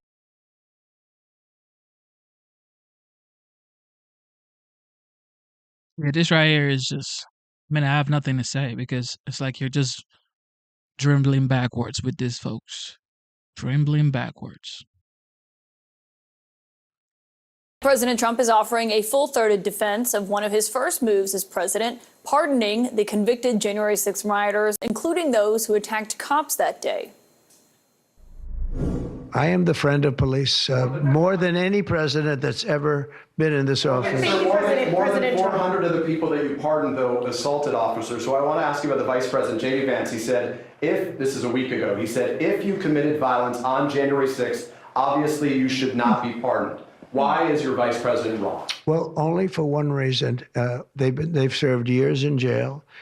They should not have served, excuse me, and they've served years in jail, and murderers don't even go to jail in this country. You know what I don't like about partiality? People are just so partial. It's like Biden pardoned his son, Hunter Biden. Nobody goes crazy and say, well, nobody says anything. All right? Everybody just says, you know what? We knew he was going to pardon his son. I mean, Trump was going to get his son anyway, so he should pardon his son. And now, Trump pardons the J6ers. Oh! Yeah, y'all have something to say? Biden pardoned his entire family. Y'all have something to say? Nothing to say? Well, when Trump does it, it is, oh, Trump. Oh, Trump. Yeah, I support Trump. Not clear what he's referencing there, but I should note that that day, of course, one of the most searing images, the most brutal assaults, was against Officer Daniel Hodges. You can't forget the disturbing way he was attacked.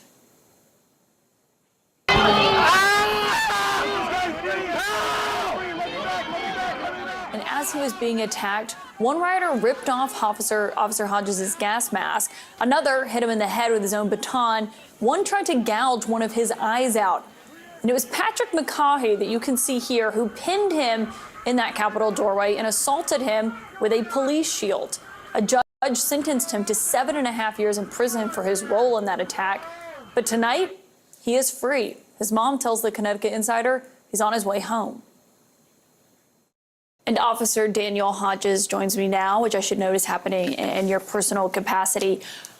When you saw that Trump pardoned all of these people, virtually everyone who is charged and convicted, even those who still have their cases ongoing, even those who pleaded guilty, just what went through your mind?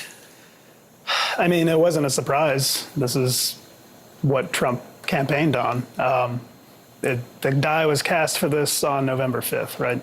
So this is what the people voted for. And even though it wasn't a surprise, it still hurt to see. Because these people were violent insurrectionists. They brutally attacked me and my colleagues. They wanted to stop the peaceful transfer of power. I don't see why so many of them would deserve a pardon. And you actually worked Trump's inauguration yesterday. Correct. I mean, you're still out there fulfilling your duties as law enforcement and protecting him and protecting the people who are there supporting him. What is that like for you?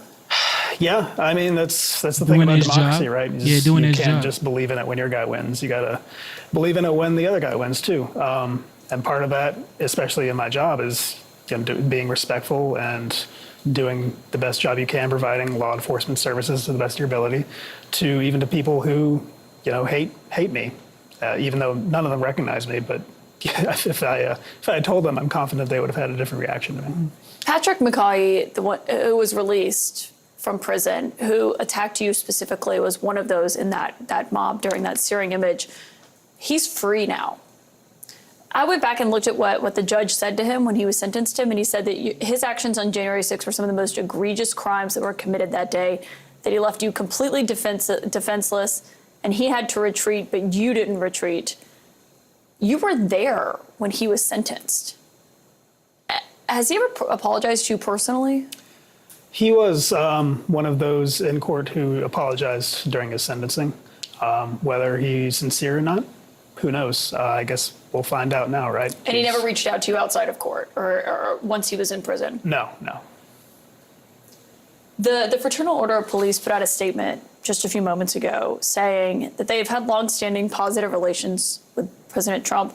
But they said crimes against law enforcement are not just attacks on individual or public safety. They're attacks on society, and they undermine the rule of law. And they said when perpetrators of crimes, especially serious ones, are not held fully accountable, It sends a dangerous message that the consequences for attacking law enforcement are not severe, potentially emboldening others to commit similar acts of violence. Are you worried that Trump's pardon of people like Patrick encourages them to do this again? Yeah. I mean, why wouldn't it, right? If people know that there are not going to be any consequences for their actions, particularly their crimes, and they would like to further a certain agenda with extreme violence, then all they have to know is that they've got a wink and a nod from a man in office who doesn't have any integrity, and they're good to go, right? Trump says he's the friend of the police. Do you think that's true? Trump says a lot of things. Sometimes lies are more reliable than truth. And I have not had any experience that would suggest he is a friend of the police. I think what he's a friend of is anyone who elevates his position and secures his authority, which law enforcement is obligated to do here, but some people do it with enthusiasm based on ideology rather than duty. And that is what he's a fan of. And we're seeing the reaction from these people who are being released, some of them who are just thrilled. The QAnon shaman that we saw that day who became notorious, he was sentenced to more than three years. He was granted early release, and he touted the pardon that he got from Trump, and he said, in quote, all caps, "Now I am gonna buy some mother effing guns. I love this country." How does that feel for you? It's, I hope that there are those who were sentenced and convicted and did time who had a period of self-reflection and perhaps some personal growth. This man is obviously not one of them. He doesn't appear to regret anything he's done or anything he's stood for, and just have to hope that he refrains from violence in the future. Does it make you worried for your safety? I'm a DC cop. I get threats before January 6th, and I'm going to get threats after. It's not going to change. But yeah, a little bit. I mean, these people say they want revenge, right? So if they want to come after me, then that's their choice. I'll be ready. You testified with several other officers in front of the January 6th Congressional Committee. I don't know if you knew about this before, but President Biden, before he left office yesterday, issued a pardon for everyone on that committee, their teams who worked on that, and the officers who testified before the committee. How do you feel about getting that pardon from him? It's a lot of mixed emotions. Obviously, I'm grateful that President Biden thought of me in his final moments, and my colleagues continued legal safety.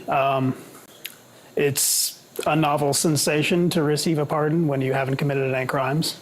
And at the same time, I'm disinclined to accept it because I haven't committed any crimes. I haven't done anything wrong.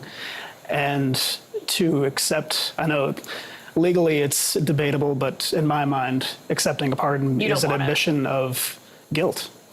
And if this incoming administration wants to come after me and dedicate their political capital, their money, their time to trying to lock me up on some trumped-up charge,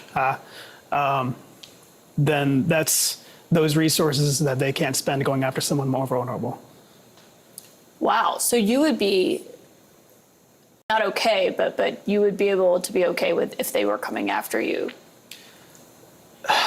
Yeah, it's not an ideal situation, but I didn't do this to be safe. I didn't take the job to be safe. This is a kind of danger that I wasn't planning on when I signed up for the job, but I try to do what's best for everybody as best I can.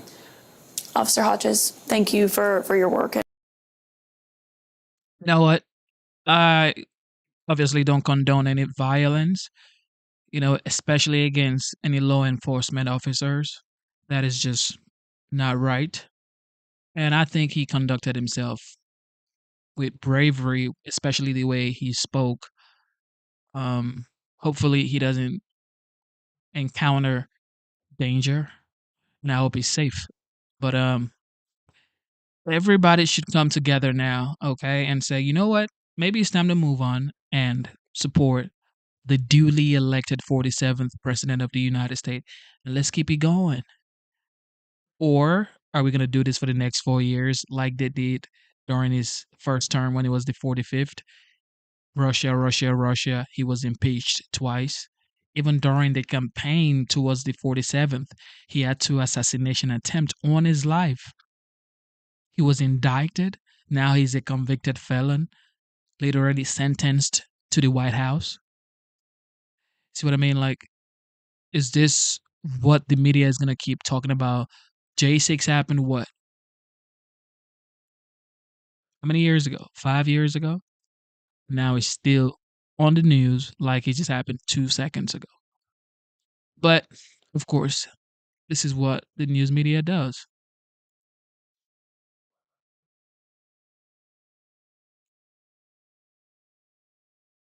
In our politics lead, President Trump has taken one of his first steps in seeking revenge against those he considers political opponents. Today, President Trump terminated the Secret Service detail for his own former National Security Advisor, John Bolton, who is facing death threats from Iran. And in fact, there was an arrest of someone plotting against him a couple years ago. Last night, Trump also signed an executive order revoking Ambassador Bolton's security clearance, along with the clearances of 51 other former intelligence officials, including former CIA directors, secretaries of defense, directors of national intelligence, and so on.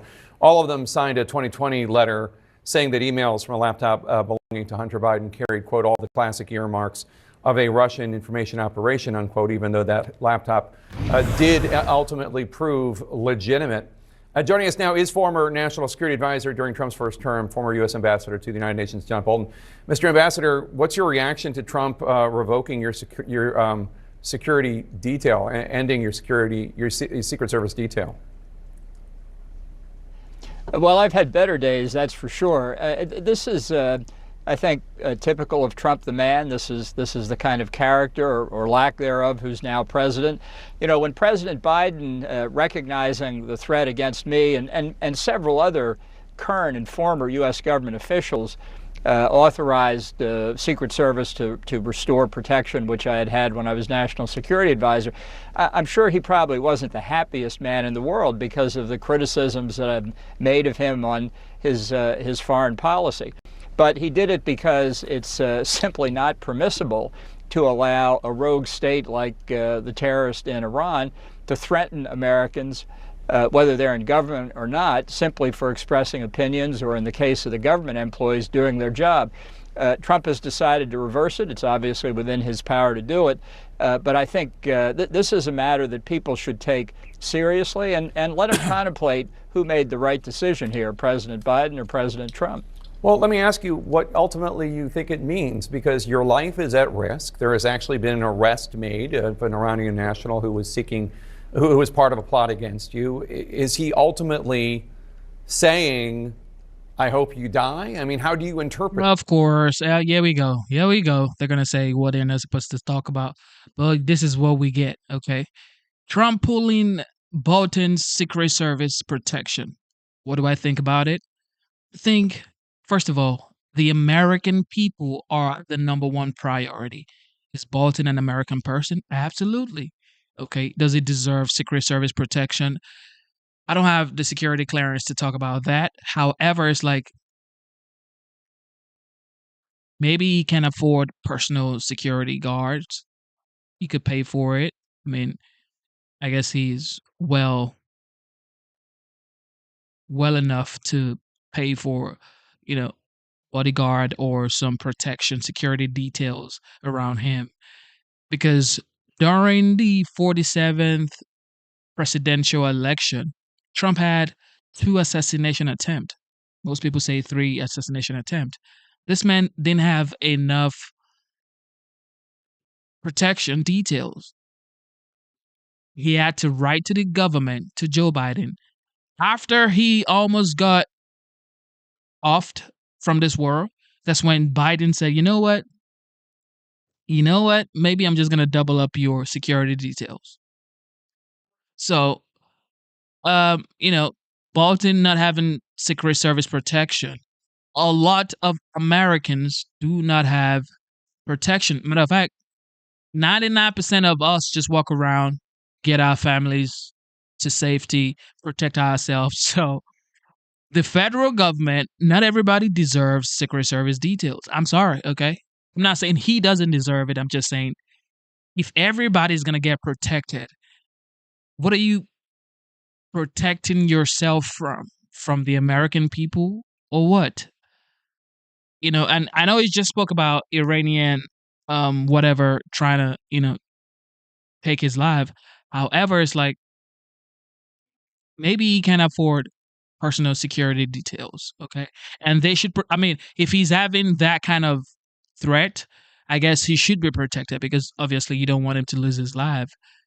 But it's on, y'all. Like, Trump is cutting off a lot of, government officials and is trying to save money. That's something that I know for a fact. He's trying to cut down budget, trying to save money, trying to put back money into the economy. And this is what he campaigned on. It's going to be brutal for the next 4 years for federal employees, for sure. But the people of the United States that voted for him, the 77 million people, and everybody else, okay, the whole of American people would do great things. This is just what I believe. Yes. Well, I think it's certainly a downer for expressing your opposition to Donald Trump, as I say. Now, I'm going to make sure measures are in place to provide protection, but I think the signal is clear. I don't know what's happening to the others who also have protection. I'm the only one, I think, at the moment who had Secret Service protection because I worked in the White House. Others worked at the State Department, the Defense Department, elsewhere, have protection from those departments. But it's this should not be a partisan matter. It should not be a matter of differing opinions on policy or personalities. This, to me, is an act of war against the United States by the government of Iran in threatening current and former American officials for doing their jobs. What about when they threatened the former president, the 45th Donald Trump? When he was threatened and had 2 assassination attempts on his life, and it was said that the Iranian whatever had to, they were plotting to kill Donald Trump. There was a report on that there was an assassination attempt by Iranians on Trump. These folks did not cry Hail Mary then. Now they're crying Hail Mary. When it comes to your security clearance, Trump's executive order said this about your book, The Room Where It Happened. It says, quote, the memoir's reckless treatment of sensitive information undermined the ability of future presidents to request and obtain candid advice on matters of national security from their staff. Publication also created a grave risk that classified material was publicly exposed, unquote. What's your response to that? Well, to remind everybody that the book went through a 4-month-long pre-publication review to make sure there was no classified information in the book. That's been explained in court documents and I think fully justifies the decision to go ahead and publish. And I've not heard a single statement in the nearly 5 years now since the book was published of any classified information in the book. Donald Trump didn't like the book because it was critical of him and it came out in June of 2020. That is an assault on free speech, pure and simple. As to the security clearance, I frankly don't think I have a security clearance anymore, so it will make no practical difference whatever. I do want to ask you about something that Donald Trump just said. He was asked about his sweeping pardons of the January 6 criminals. He's pardoned 1,500 people, including those who violently attacked police. Now, specifically, he was asked about how he commuted the sentences of the Proud Boys who were convicted or charged with seditious conspiracy. Here's what President Trump said just moments ago. Take a listen. Given a pardon, I thought their sentences were ridiculous and excessive. One of the guys took down a flag that was an anti-American flag, and he was given years in jail. I don't know the exact number, but he was given many years in jail. I thought it was very excessive. And at least the cases that we looked at, these were people that actually love our country, so we thought a pardon would be appropriate, yeah. What's your reaction to that? Well, I wouldn't have pardoned any of them. It's just ridiculous to say that these people didn't realize that they shouldn't have been in the Capitol.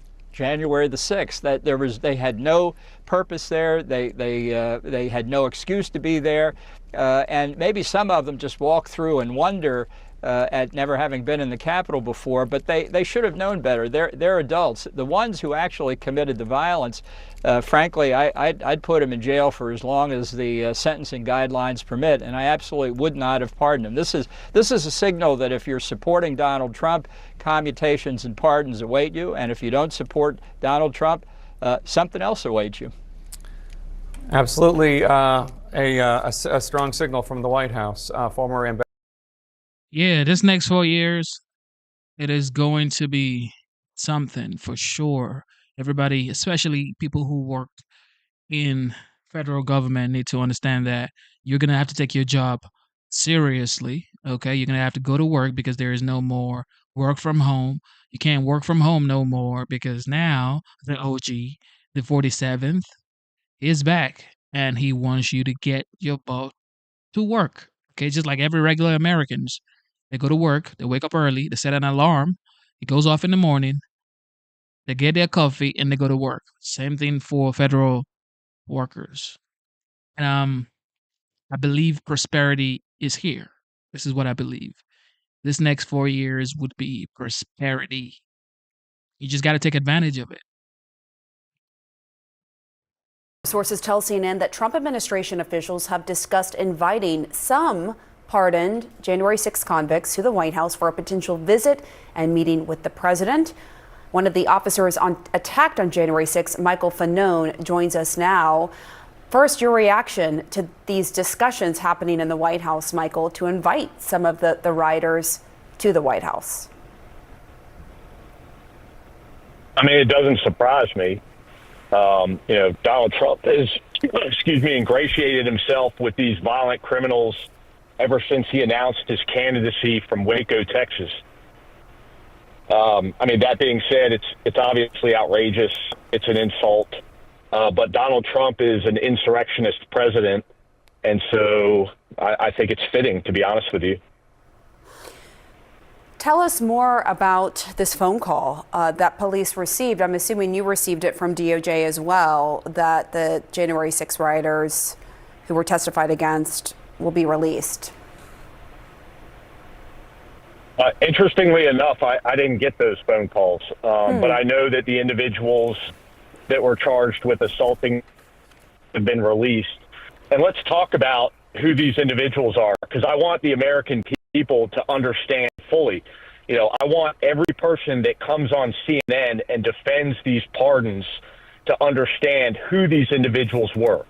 They are Daniel Rodriguez, an individual who applied a taser device to my neck while I was being restrained multiple times. Daniel Rodriguez admitted his conduct, pled guilty, and was sentenced to 12 and a half years in prison. He is now free. Kyle Young pled guilty, admitted that while I was being restrained, assaulted, and beaten, he attempted to remove my gun from its holster, all while individuals were telling him to kill me with my gun. Thomas Civic, who stripped me of my badge and radio, again, while I was being assaulted and restrained, and Albuquerque Cosper Head, who grabbed me around the neck, pulled me off a police line out into the crowd of these violent insurrectionists, allowing this assault to take place while he yelled out, "I've got one." These are violent criminals whose conduct on January 6th, many of whom pled guilty to and were sentenced to lengthy jail sentences. They are all now free. Make no mistake about it, I am less safe. My family is less safe because of what Donald Trump and the American people who supported him have done. Everything you just mentioned, what has the impact been on you personally with your physical health and your mental health? I'm still here. I'm not going to go away. I'm not going to be quiet. I'm going to push back against these outrageous actions by Donald Trump and his supporters. You say that you feel less safe, that your family is less safe now that these rioters that you mentioned have been pardoned. How so? Tell us about that and how you feel less safe right now. I mean, listen, these are individuals who assaulted law enforcement officers at the behest of Donald Trump, the president.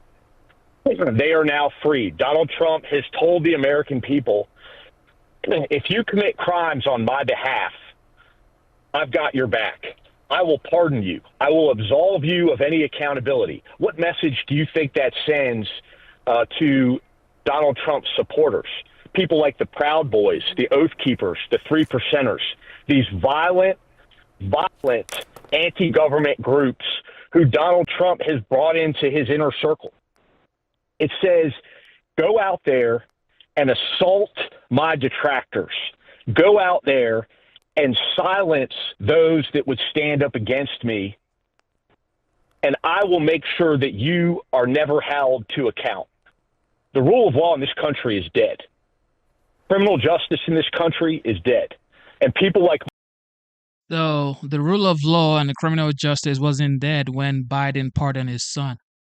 I see. The BLM protesters that were burning police stations, courthouses, cars, looting in stores, Nike, Gucci, just breaking windows and doing things they were not supposed to do, burning down buildings. Are we going to say the rule of law isn't or doesn't apply to them? I guess not. Myself cannot turn to the institutions traditionally charged with protecting American citizens from violent attacks just like this. Because the Department of Justice is not the independent body that we have all come to know and respect. The Department of Justice is Donald Trump's Department of Justice. The FBI is Donald Trump's FBI. Local law enforcement is Donald Trump's local law enforcement. Make no mistake about it. These police departments, they will fall in line with Donald Trump and his orders. You will not see the mass resignations that so many people have speculated would occur. Of course, nobody is going to resign. Just like the celebrities that said, if Trump wins, I'm going to leave the United States. They're not leaving Beverly Hills, yo. They're not leaving Beverly Hills, yo. They're not. Same thing with Biden.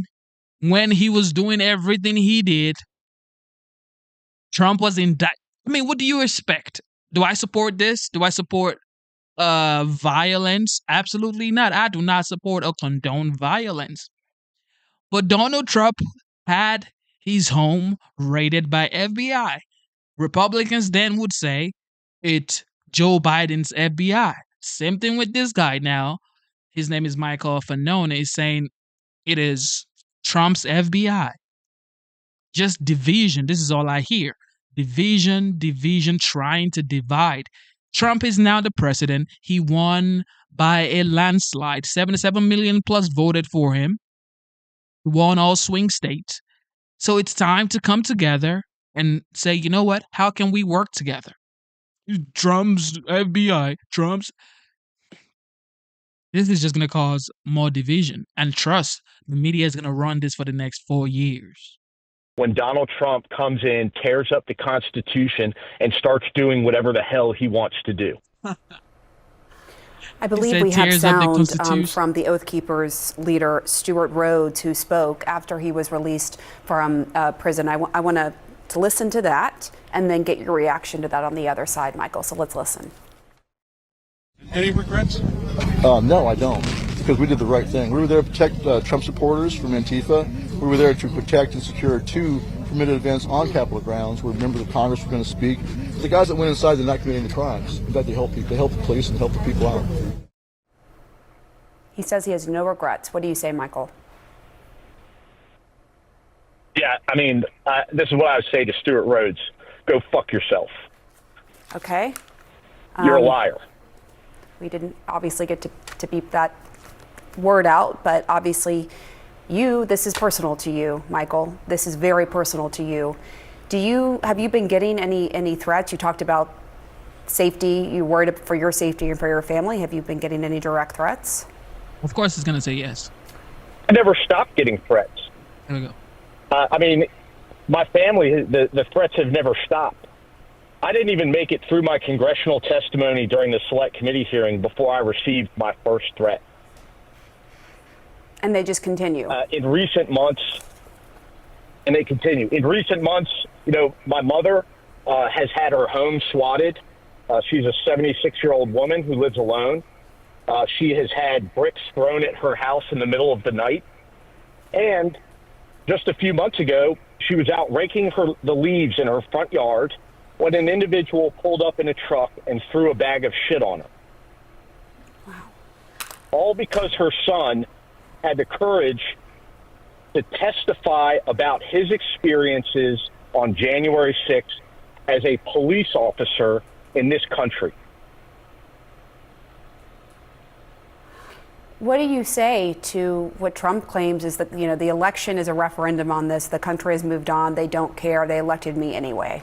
What do you say to that and to the Americans who don't care? Go ahead. I absolutely agree with President Trump. I believe that the election was in part a referendum on January 6th and that most Americans, they don't care. Because the characteristics that many of us have come to associate with ourselves as Americans, things like honor, courage, integrity, are all bullshit. Yes. They've been replaced by things like selfishness, okay, here we go. self-centeredness, and cowardice.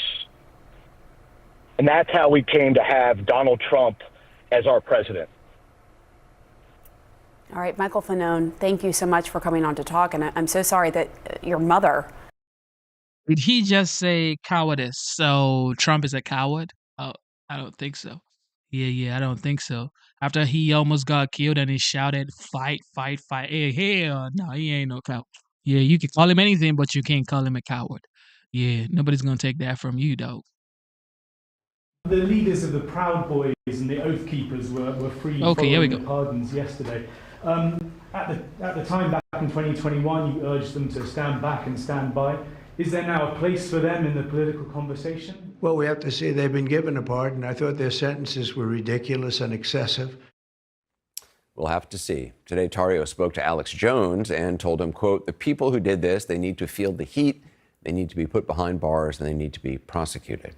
More now on all this from CNN's Donny O'Sullivan, who was outside the D.C. jail last night when all this went down and spoke today with some of the pardoned inmates. You're a true patriot. I don't even know what to feel. I mean, I guess I should feel joy. Maybe I'm just shocked. The end of a long road for Rachel Powell, pardoned by President Trump and released Tuesday from a jail here in Washington, D.C. Rachel became known as the Pink Hat Lady when footage emerged of her breaking a window at the Capitol with an ice axe during the January 6 attack. A mom to 8 and a grandmother to 7, I interviewed Rachel before she began what was supposed to be a years-long prison sentence last year. How'd I have time to plan an insurrection when my life is busy like this? On her release on Tuesday, she was met by activists who gave her new clothes, new boots, and a new pink hat. Woo! Glory! Hallelujah! Thank you, Lord! This man came from the Philadelphia jail. He got out at 3 a.m. That doesn't make sense. He's wearing prison shoes and Philadelphia's finest prison gear. Pardoned January 6ers from elsewhere began arriving in Washington, like William Patrick Sarsfield III, who was convicted of a felony offense of obstruction of law enforcement during a civil disorder. Well, I was heard through different apps and different programs and different phone calls from people that we still had brothers and sisters that were still locked up and haven't been released. Still has his hat on. Biden sucks. That's why. And being somebody that's been in D.C. that everybody should be released. If it's a pardon for J6ers, it's for all of us. You got out of prison last night? Well, I was locked up for 3.5 years, and I was taken to the halfway house on August 29th. Robert Morse says he was released from a halfway house in Pittsburgh late last night and came to D.C. to celebrate. Back up! Morse, a former Army Ranger, was found guilty of assaulting police officers, among other crimes, on January 6th. I had no intention of going anywhere near the Capitol that day. That's how crazy this got. So a lot of people were taken advantage of, and we were lured into a lobster trap that January 6th was designed to be. In terms of personal responsibility, do you regret? Completely, without a doubt. I said that in my sentencing speech. I said the words, Donald Trump did not force me or coerce me to do what I did that day. I did it on my own accord. What's your message to people watching this who say, she shouldn't have been pardoned, none of these people should have got out of prison, they're criminals? Okay, you know what? It's time to stop worrying about that and move forward in this country. And Donnie joins us now. What's happening at the jail tonight? What are you seeing? I support her. It's time to move on in this country. Now, moving forward, if they do anything stupid, they're going to get it. You're going to get the boot. Okay, you're going to get the boot. But for now, let's move forward. Biden pardoned his entire family. Hunter Biden, he pardoned Liz Cheney, Mark Milley. He pardoned a lot of people, okay? So if we're going to go back and forth, well, Trump pardoned this person, then Biden pardoned this person, it's over, okay?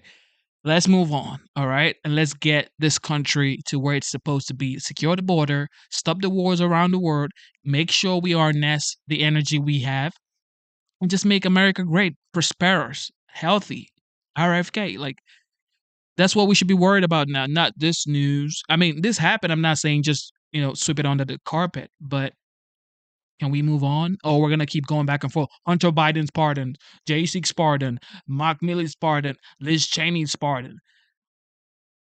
It's never going to end. Hey, Anderson, yeah, just in the past few minutes, 3 more January 6ers were just released from the D.C. jail here. You can see they're giving interviews to local media and international press also gathered, but also a lot of MAGA media here. And one person who's just speaking over there, who I think we're showing on screen at the moment, is Jake Lang. He's a prisoner who has really built up a big social media following while he has been in prison over the past while. He's speaking there. So really, you can see just how emboldened these folks are. A lot of them are kind of going off and planning basically MAGA media careers. But what we've also seen here over the past few hours today is different groups and people, obviously big fans of us here, Anderson, groups gathering throughout the day, including the Proud Boys here. So really gives you a sense of the types of folks who are celebrating, at least here at the D.C. jail. All right, Donnie O'Sullivan, appreciate it. Many of the president's allies would like to stop talking about the deadly assault on the Capitol, but Trump's sweeping pardons making that difficult, as the president himself was pressed by reporters on the issue when he spoke to them yesterday. Aren't you sending the message? Yeah, we're going to stop all that because, we don't want to see all of that no more. It's over. On January 6th to stop the violent mob at the Capitol, you see him here barricading the doors to the House chamber with a desk from the House floor. So, Senator Mullen, you were there and you know what happened that day. Do you wish President Trump would have only pardoned nonviolent offenders? Obviously, that was clear that he was going to do that, instead of the blanket pardon he issued. Well, I think what happened is after President Biden did the preemptive pardon on his family members and on the Jan 6 committee, I think it all changed.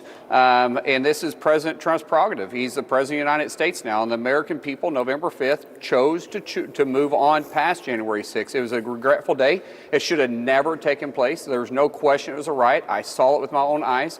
But President Trump is the President of the United States, and things changed. Even President Biden, remember, 4 years ago said that a preemptive pardon shows guilt, but yet he went ahead and did that. And as I said, I think everything changed after President Biden did what he did 15 minutes before he left office. So obviously, I'm not going to equate one versus the other. I do just want to point out the point, Senator, as you and I know, anyone watching knows, there's no way that they got 700 pardons ready in those few hours, right? Those were ready to go. No, it wasn't after President Biden made the decision about his family and the January 6th I believe committee. I believe it was 42 executive orders with 200 actions on them. And there was a change, but it does. On the first day, 42 executive orders with 200 actions on them.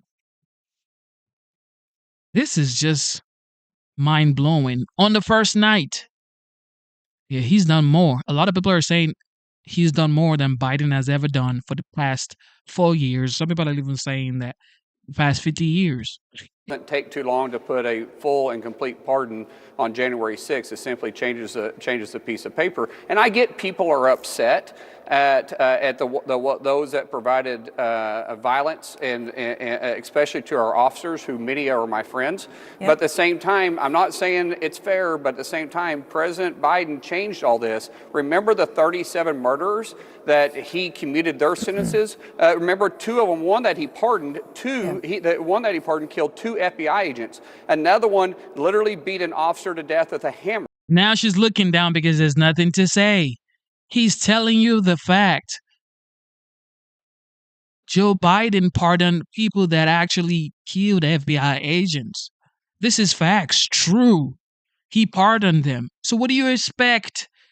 You guys want to talk about J6s? What do you expect? You pardoned your entire family. What do you expect? What do you expect? Trump was president for 4 years. He never pardoned any of his children. He never pardoned any of his family, personal family members. No. He pardoned his son-in-law's father, one of them. Son-in-law's father. That's even another family member. That's not his kids. Joe Biden pardoned his entire family.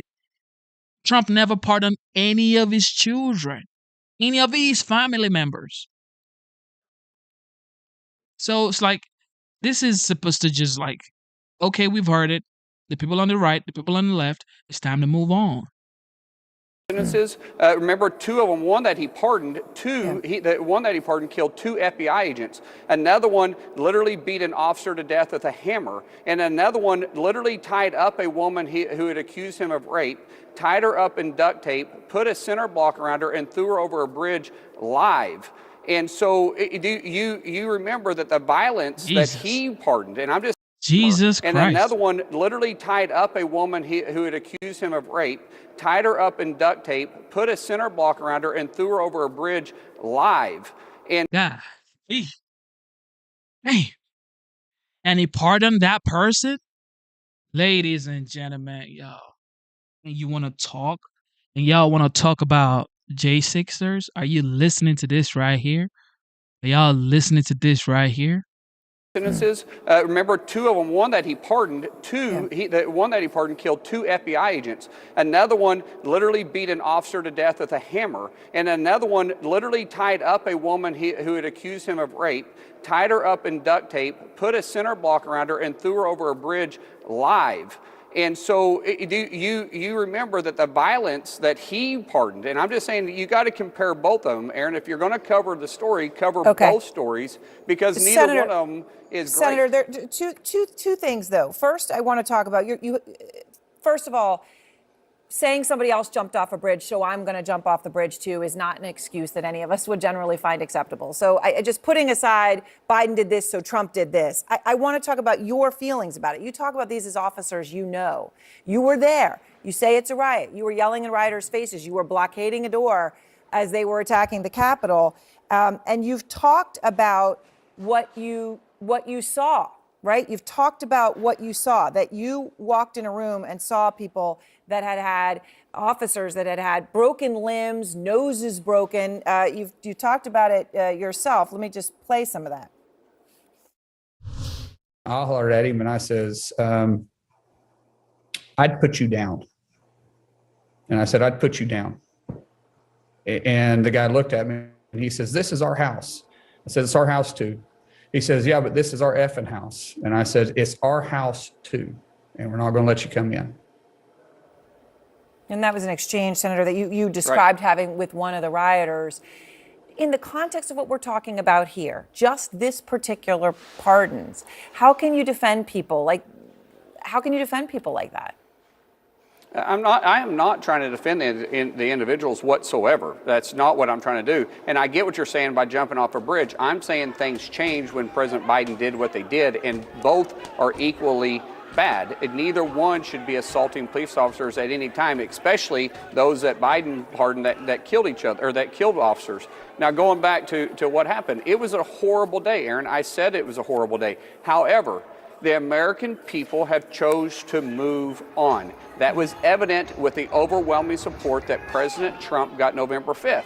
And he did not hide his disdain for the Department of Justice, who was openly targeting individuals. Keep in mind, over half the individuals that was pardoned here, Aaron, were people that got misdemeanors for parading on public lands and picketing on public lands. And you know that to be a fact. Senator, yes, and we knew that he was going to pardon those individuals. I don't think anybody was under any illusions about that, right? But the ones who did the violence, when you heard Officer Fanone talking about 6 individuals who that are your friends who are on the receiving end of this, what do you say to them today? Well, I mean, Aaron, I don't mean to be beating a drum here, but I just want to make sure that reporting is equal. What does the individuals, what does the Biden administration, what does this station say to the individuals that they lost 2 of their family members that were FBI agents? What about the officer that was beat to death with a hammer? All I'm trying to... Exactly. It goes both ways. It's a two-way street, y'all. It is a two-way street. It goes both ways. You guys can talk about J6ers, but then the Republican Party is going to talk about all of this that this guy is talking about. So it's like, you want to keep doing this for the next 4 years? Or you want to just say, you know what? You're wrong. We're wrong. We get it. Let's start on a clean slate and get it moving and get the country where it's supposed to go. Move on. It has happened. He's already pardoned who is going to pardon. He's probably still going to pardon a lot of people as we keep going. However, it's like, just move on now. Secure the border. Reduce the cost of living, the gas prices, bring down mortgage rates, bring down interest rate. Keep it going. Bring back excellence into the United States. Or you're going to keep talking about this for the next 4 years. Oh, he pardoned J6ers. That's what you're going to talk about for the next 4 years. Waste of time. Say is, let's make sure we're not just focusing on President Trump and his pardon. But Senator, let's keep in mind that the outgoing Senator, I administration understand what you're of saying. President Biden did even worse. Well, no, I'm not going to accept that premise. But I will just take you on one clear fact, right? You are here to talk about January 6th. It's just like when you and I both speak to our own children. They come and say, well, but Joey did this, and this is just as bad. No, I want to talk about you. 100%. And what happened with you. So what I'm talking about here in this context of you and me having a conversation is January 6th. And something that you were there, that you called a riot, that you said you walked into a room and you saw people whose limbs had been broken, noses had been broken, people who are your friends. And the people who did that, the perpetrators of those acts, are now pardoned. That's just a simple thing for you to answer, separate from what anybody else did. Are you okay with that? No, what I'm saying is the American people has chose to move on. I have my personal feelings on it, but the American people have chose to move on, and President Trump, it's his prerogative to do this. He did not hide that he was going to pardon January 6 individuals that was wrongfully charged by the DOJ. I get what you're saying about the violent crimes. However, that is still the president's prerogative, just like it was Joe Biden's prerogative to parole the 37 murders or commute their sentences. It is still the president's prerogative to do. Exactly. We're going to go back and forth forever if you're going down this route.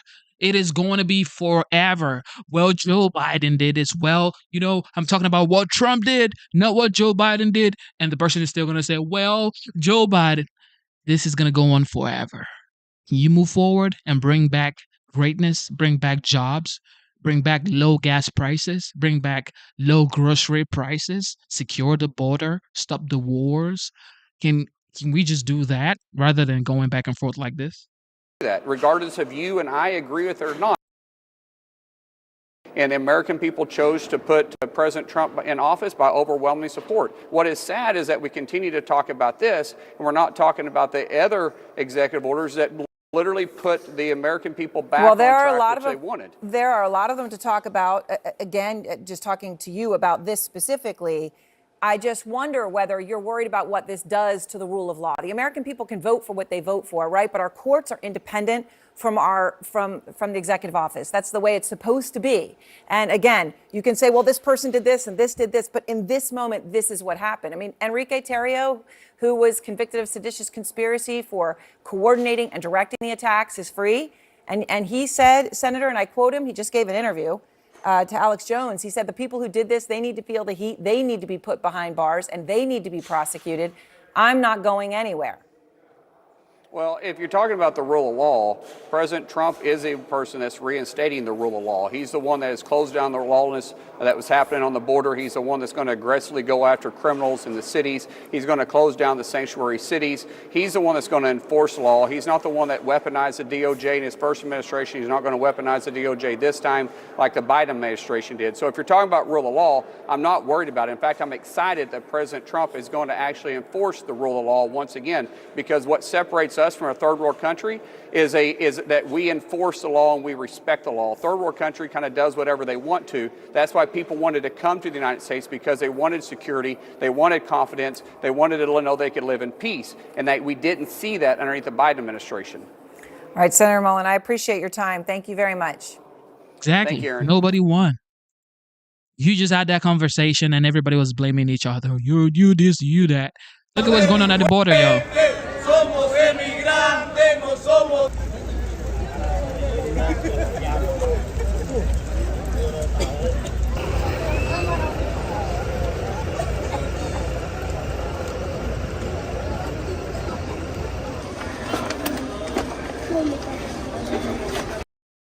So this is migrants in southern Mexico they're traveling to the United States. Somos emigrantes, no somos.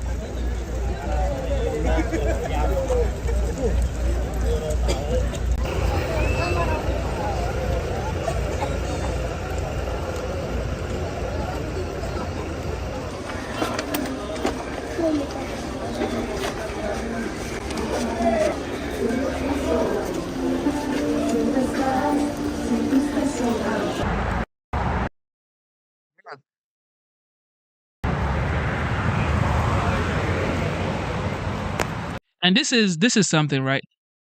Mexico should really, like the leadership in Mexico, they should be ashamed.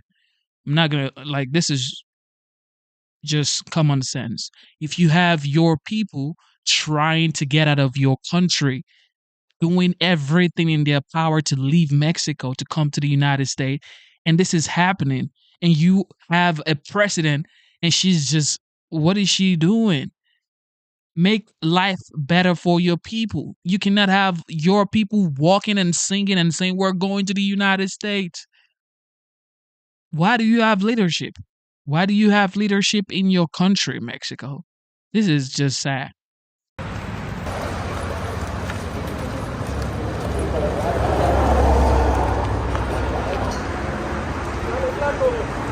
Yeah, that's way too sad, y'all. Too sad. It is too sad to see these guys are coming in, and it's like, and they have a president? Come on, man. Come on. Do better for your people. Great to see all of you here. How are you doing? Fancy seeing you. Can you explain to us the executive order undermining the president's AI decision yesterday? Why don't you go first? Can you explain the executive orders that the president is signing today? You referenced them a bit in your interview, but just can you set the what is he doing this afternoon? I believe it was Reuters who broke the news that President Trump signed an executive order of 1,500 additional troops to the United States southern border. This comes off of his day one action, as I just talked about on Fox News, to direct the Department of Defense to make Homeland Security a core mission of the agency. This is something President Trump campaigned on. The American people have been waiting for such a time as this. for our Department of Defense to actually take Homeland Security seriously. This is a #1 priority of the American people, and the president is already delivering. But can you confirm that it's a new one? But can you confirm that it's an executive order? He already signed it, Caroline. Do we expect to see him at all today? Caroline, can you confirm if it's a new executive order? Have you commented on Elon Musk undermining the president's AI announcement? I just spoke about it on Fox News. Caroline, what are they doing on the border? Thank you. Securing the southern border and deporting illegal immigrants from this country. Securing the southern border and deporting illegal immigrants from this country. President Trump is sending a very strong message to people around this world. If you are thinking about breaking the laws of the United States of America, you will be returned home, you will be arrested, you will be prosecuted. Do not come. Do not come, y'all. Oh my goodness. It is about to be spicy for this next 4 years, y'all. The border is sealed, y'all.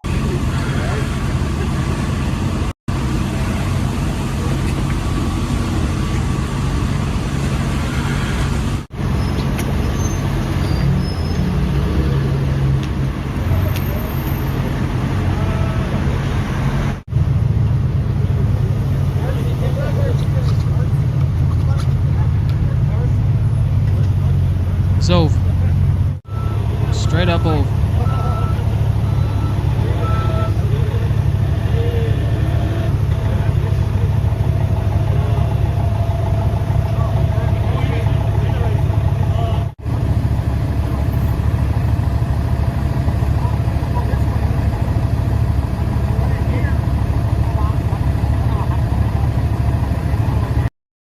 Nobody thought this was going to happen. People were like, maybe he's just making too much promises. But this is what is going on right here. Security has increased. Everybody's so glad right now. A president that you actually vote for that does exactly what he campaigned on. Incredible.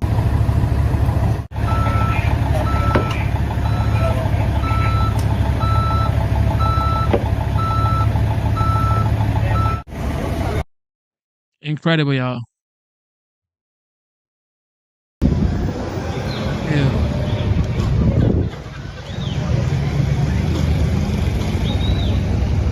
Migrants are stuck at U.S.-Mexico border after, of course, the 47th. Trump ends CBP1 app. It's closed.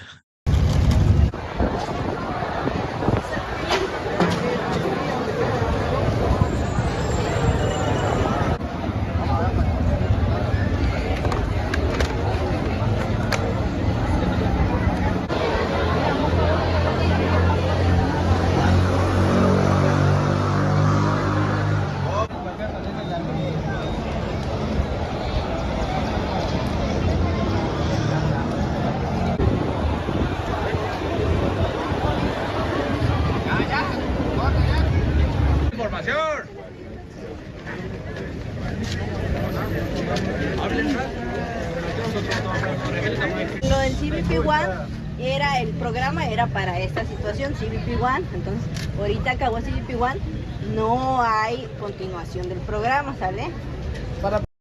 Ew. And you have leadership in Mexico. You have your people. You're literally looking at your people trying to escape your country. And you're here trying to fight Trump over Gulf of America. She's saying that Gulf of America, we could call it Mexican American.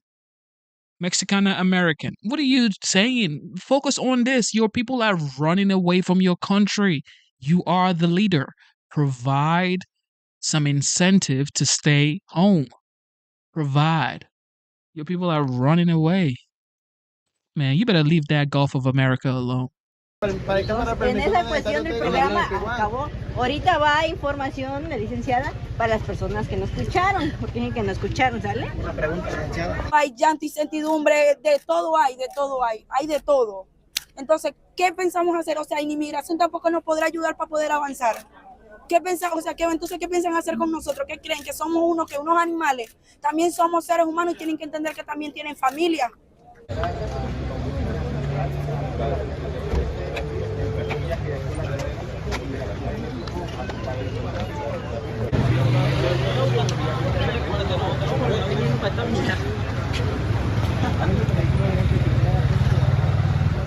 Bueno, estamos esperando por migración a ver qué luz verde nos da, porque aquí estamos frenados, no podemos hacer nada. Entonces necesitamos una respuesta de migración lo más pronto posible, porque O sea, no hay una podemos ni necesidad. avanzar porque Hay ¿cómo una avanzamos? necesidad. No tenemos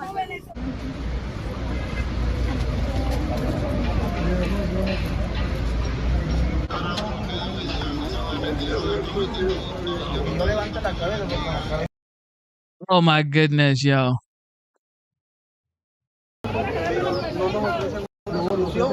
No nos ofrecen una solución, entonces quieren que nos quede.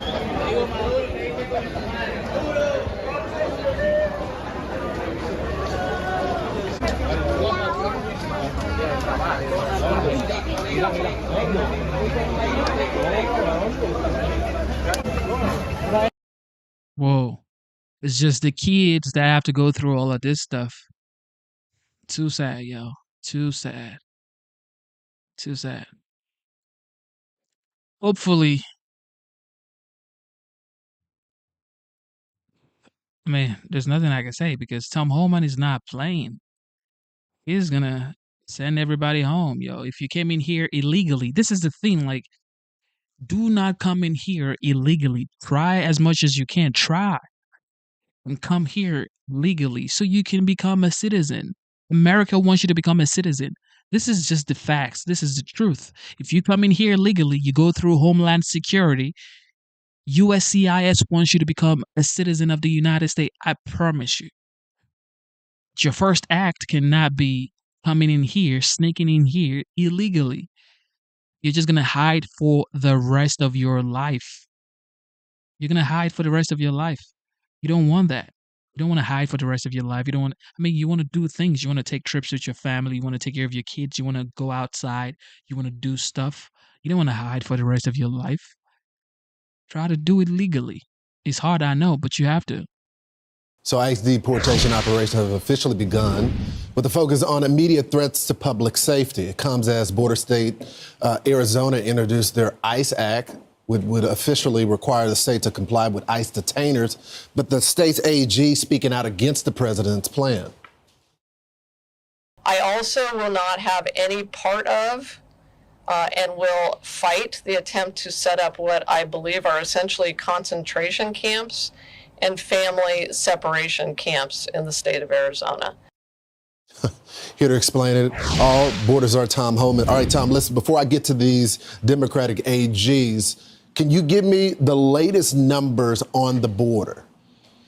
Absolutely. Look, the greatest president in my lifetime, he's back. Because in 2 days, last 24 hours, total apprehensions on the southwest border, 766. Compare that to the 10 to 12,000 Biden had at one time. CBP-1 releases, 0. CHNV, Cuba, Haiti, Nicaragua, Venezuela releases, 0. Total of 766 across the entire southwest border. That is a game changer. And that is just some of the plans that have been implemented so far. Now let's talk about the 22 governors, Democratic governors that plan on the attorney generals that are doing this. Tell me the legal authority that they have and the legal authority you guys have if they plan on resisting federal law. Look, I find it strange that the attorney general from Arizona makes such statements because there was a lawsuit in Arizona a few years ago. The Show Me Your Papers a lawsuit in highest courts in the land that said immigration enforcement is a federal responsibility. Federal responsibility. She has no say in the matter. And look, I've said many times, we said right out of the gate, Lawrence, right out of the gate, we're going to concentrate on public safety threats. So she's saying that she doesn't want public safety threats out of her community. I also am insulted by the term concentration camps. Are you serious? You're comparing ICE agents. We just lost a Border Patrol agent to a shooting up in Vermont yesterday, and they're the Gestapo. Are you serious? Concentration camps? ICE has detention centers. They have the best standards in the entire industry. I'll compare ICE detention standards to any state or federal facility or any county facility in the entire world. We have the highest detention standards, so that's an insult and it's a lie. Yeah, it is insulting to the agents, the men and women that do the job. Let's talk about ICE visiting folks, because when I look at it, I look at the law, people that have final deportation orders, people that are criminal aliens. What would a person have to do to get a visit from ICE? For it to be in the country illegally, first of all, I mean, there's nothing in the immigration law. first of all, be in the country illegally and you're going to get a visit. You got to be convicted of a serious crime to be removed under the INA. So if you're in the country illegally, ICE can visit you. But right now, as we said repeatedly, and the President Trump's been clear, we're concentrating on the worst first, the public safety threats, the national security threats. And just yesterday, in the last 24 hours, ICE arrested over 308 serious criminals. Some of them were murderers. Some of them were rapists. Some of them raped a child. Some were sexual assault of a child. So ICE is doing their job, and they're prioritizing just as the president said they would. So the ICE is performing excellent right now out in the field, and they're going to continue every day. You know, Democrats loved you at one point. Now they don't like you so much, Tom. But back in the day, you served in the Obama administration as well. We had Jay Johnson on last week to talk about the border. This is what he said about you. Let's watch it. When I was in office as Secretary of DHS, I made no significant decision on enforcement policy without having in the room Tom Homan, who worked for me, Kevin McAleenan, who went on to be acting secretary under Donald Trump, two pro-enforcement guys, and then two people on the other side of the spectrum. So, Tom, you've been doing this for a long time amongst both administrations. You just want the border secure. I want to save lives. Secure border saves lives. And when President Trump locks this border down, less women and children be sex trafficked in this country.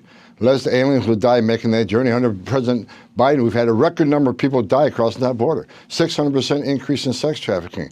And look at the 250,000 young Americans dead from fentanyl. When we secured the border, the fentanyl deaths has decreased. Sex trafficking has decreased. Deaths on the border decrease.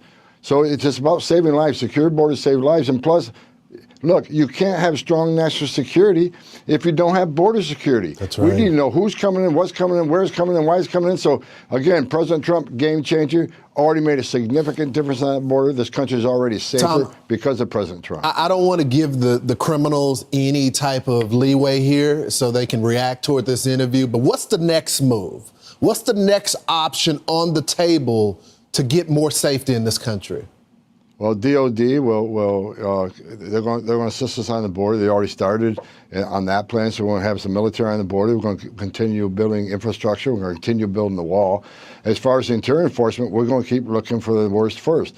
And look, the sanctuary cities, I've said this many times, it led us into the jail, where it's safer for an agent to arrest a bad guy. It's safer for the bad guy to be arrested in jail. And it's safer for the community. When you release a public safety threat back in the community, that puts the community at great risk of crime, and it puts our officers at great risk, because now they got to arrest the bad guy in his truck if he has access to who knows what weapons, and it puts the public at risk. You know, for God's sakes, these sanctuary cities, you know, let us into your jail. We're just trying to help public safety in your community. Help work with us, because you force us in the community. Here's what's going to happen. We'll find the bad guy, but when we find him, he's going to be with others. Others that may not be a criminal priority, but guess what? If they're in the United States illegally, they're going to be arrested too. So sanctuary.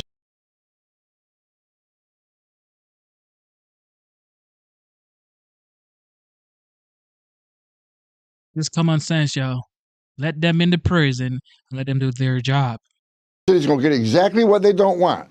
More agents in the communities, more people arrested, more collaterals arrested. So that's a game they want to play. Game on. Game on, yo. Tom Homan, game on. He ain't like this right here. He's not playing around, yo. People say his face looks like the border wall. Is that true? Tom Homan? Does his face look like the border wall? Let me know, man. Okay, so this is happening at the border.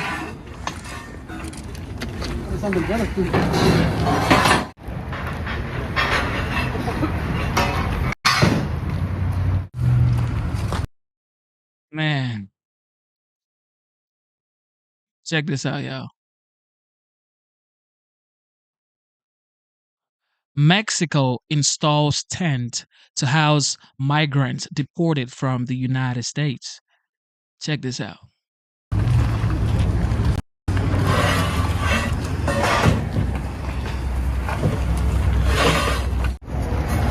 He's back, yo.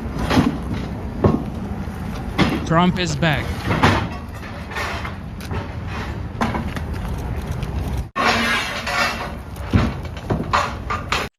Look how fast change is happening.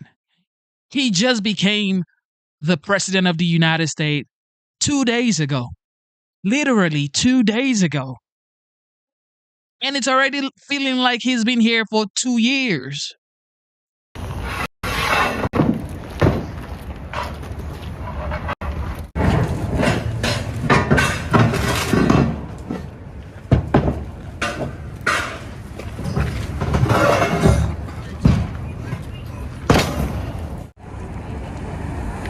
This song, yo.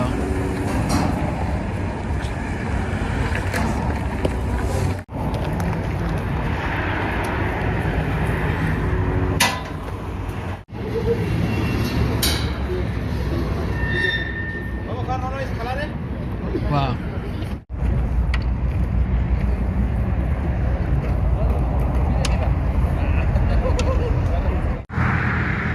Promises made, promises kept.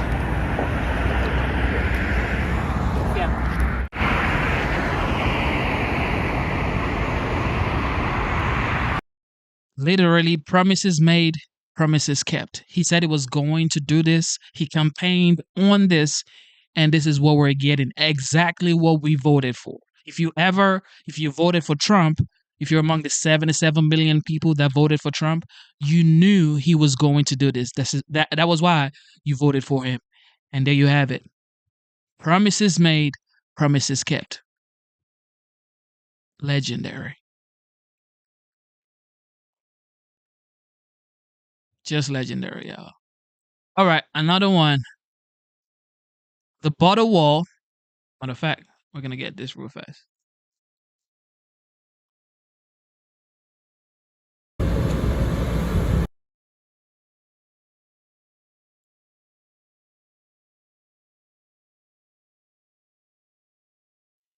All right. So, border wall construction at Tijuana, Mexico, start up again after Trump takes office. It's already starting.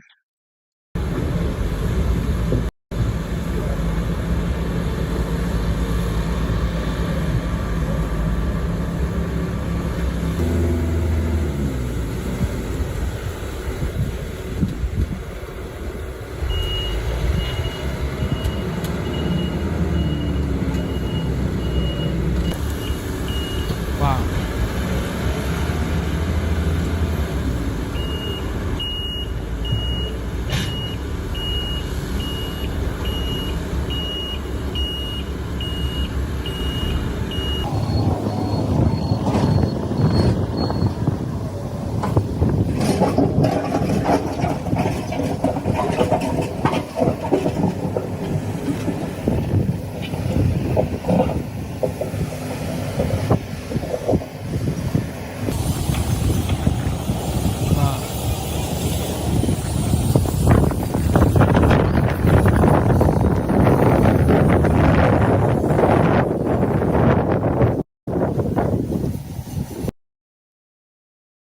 President Donald J. Trump may go down as the most efficient, the most hardworking president to ever walk into the White House. This is just 2 days, yo.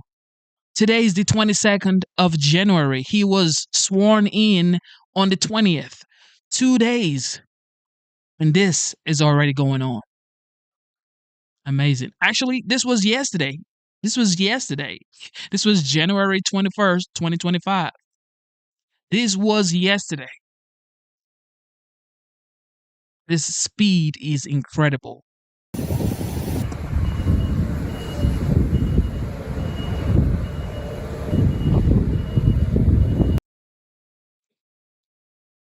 Amazing. Thank you for tuning into the live show. You know what time it is. It is your boy Genesis. Double tap your screen, subscribe to the channel. If you haven't subscribed, subscribe. If you haven't liked, double tap your screen. And we also have memberships. It is $4.99. Join the memberships. If you like the channel, join the memberships. And we're going to be back here tonight. It is currently 6:30 p.m. Eastern time. I am in Georgia. It snowed yesterday. Of course, you know, if you are in Southeast, you know for a fact that there's been like a snow wave or whatever wave going on, and you better be safe if you are in the southeast or anywhere in the United States. Be safe, okay? Instead of looking for perfection, seek for consistency. Never give up on yourself. Never give up on your dreams. Never give up on God. Believe in yourself. Believe in your dreams, and believe in Almighty God. Okay. Thank you to the veterans. Thank you to the active military members. God bless you. Thank you for your service. And take care of your family. Take care of your kids. Men, take care of your family. Okay, take care of your kids, because it makes a difference when you take care of your kids. Men, okay, women, they've been doing what they could for years. Okay, so this is for men. Okay, take care of your kids. All right, I love you guys. I'll be right back. Genesis is signing out of the premises. Okay, I love you guys.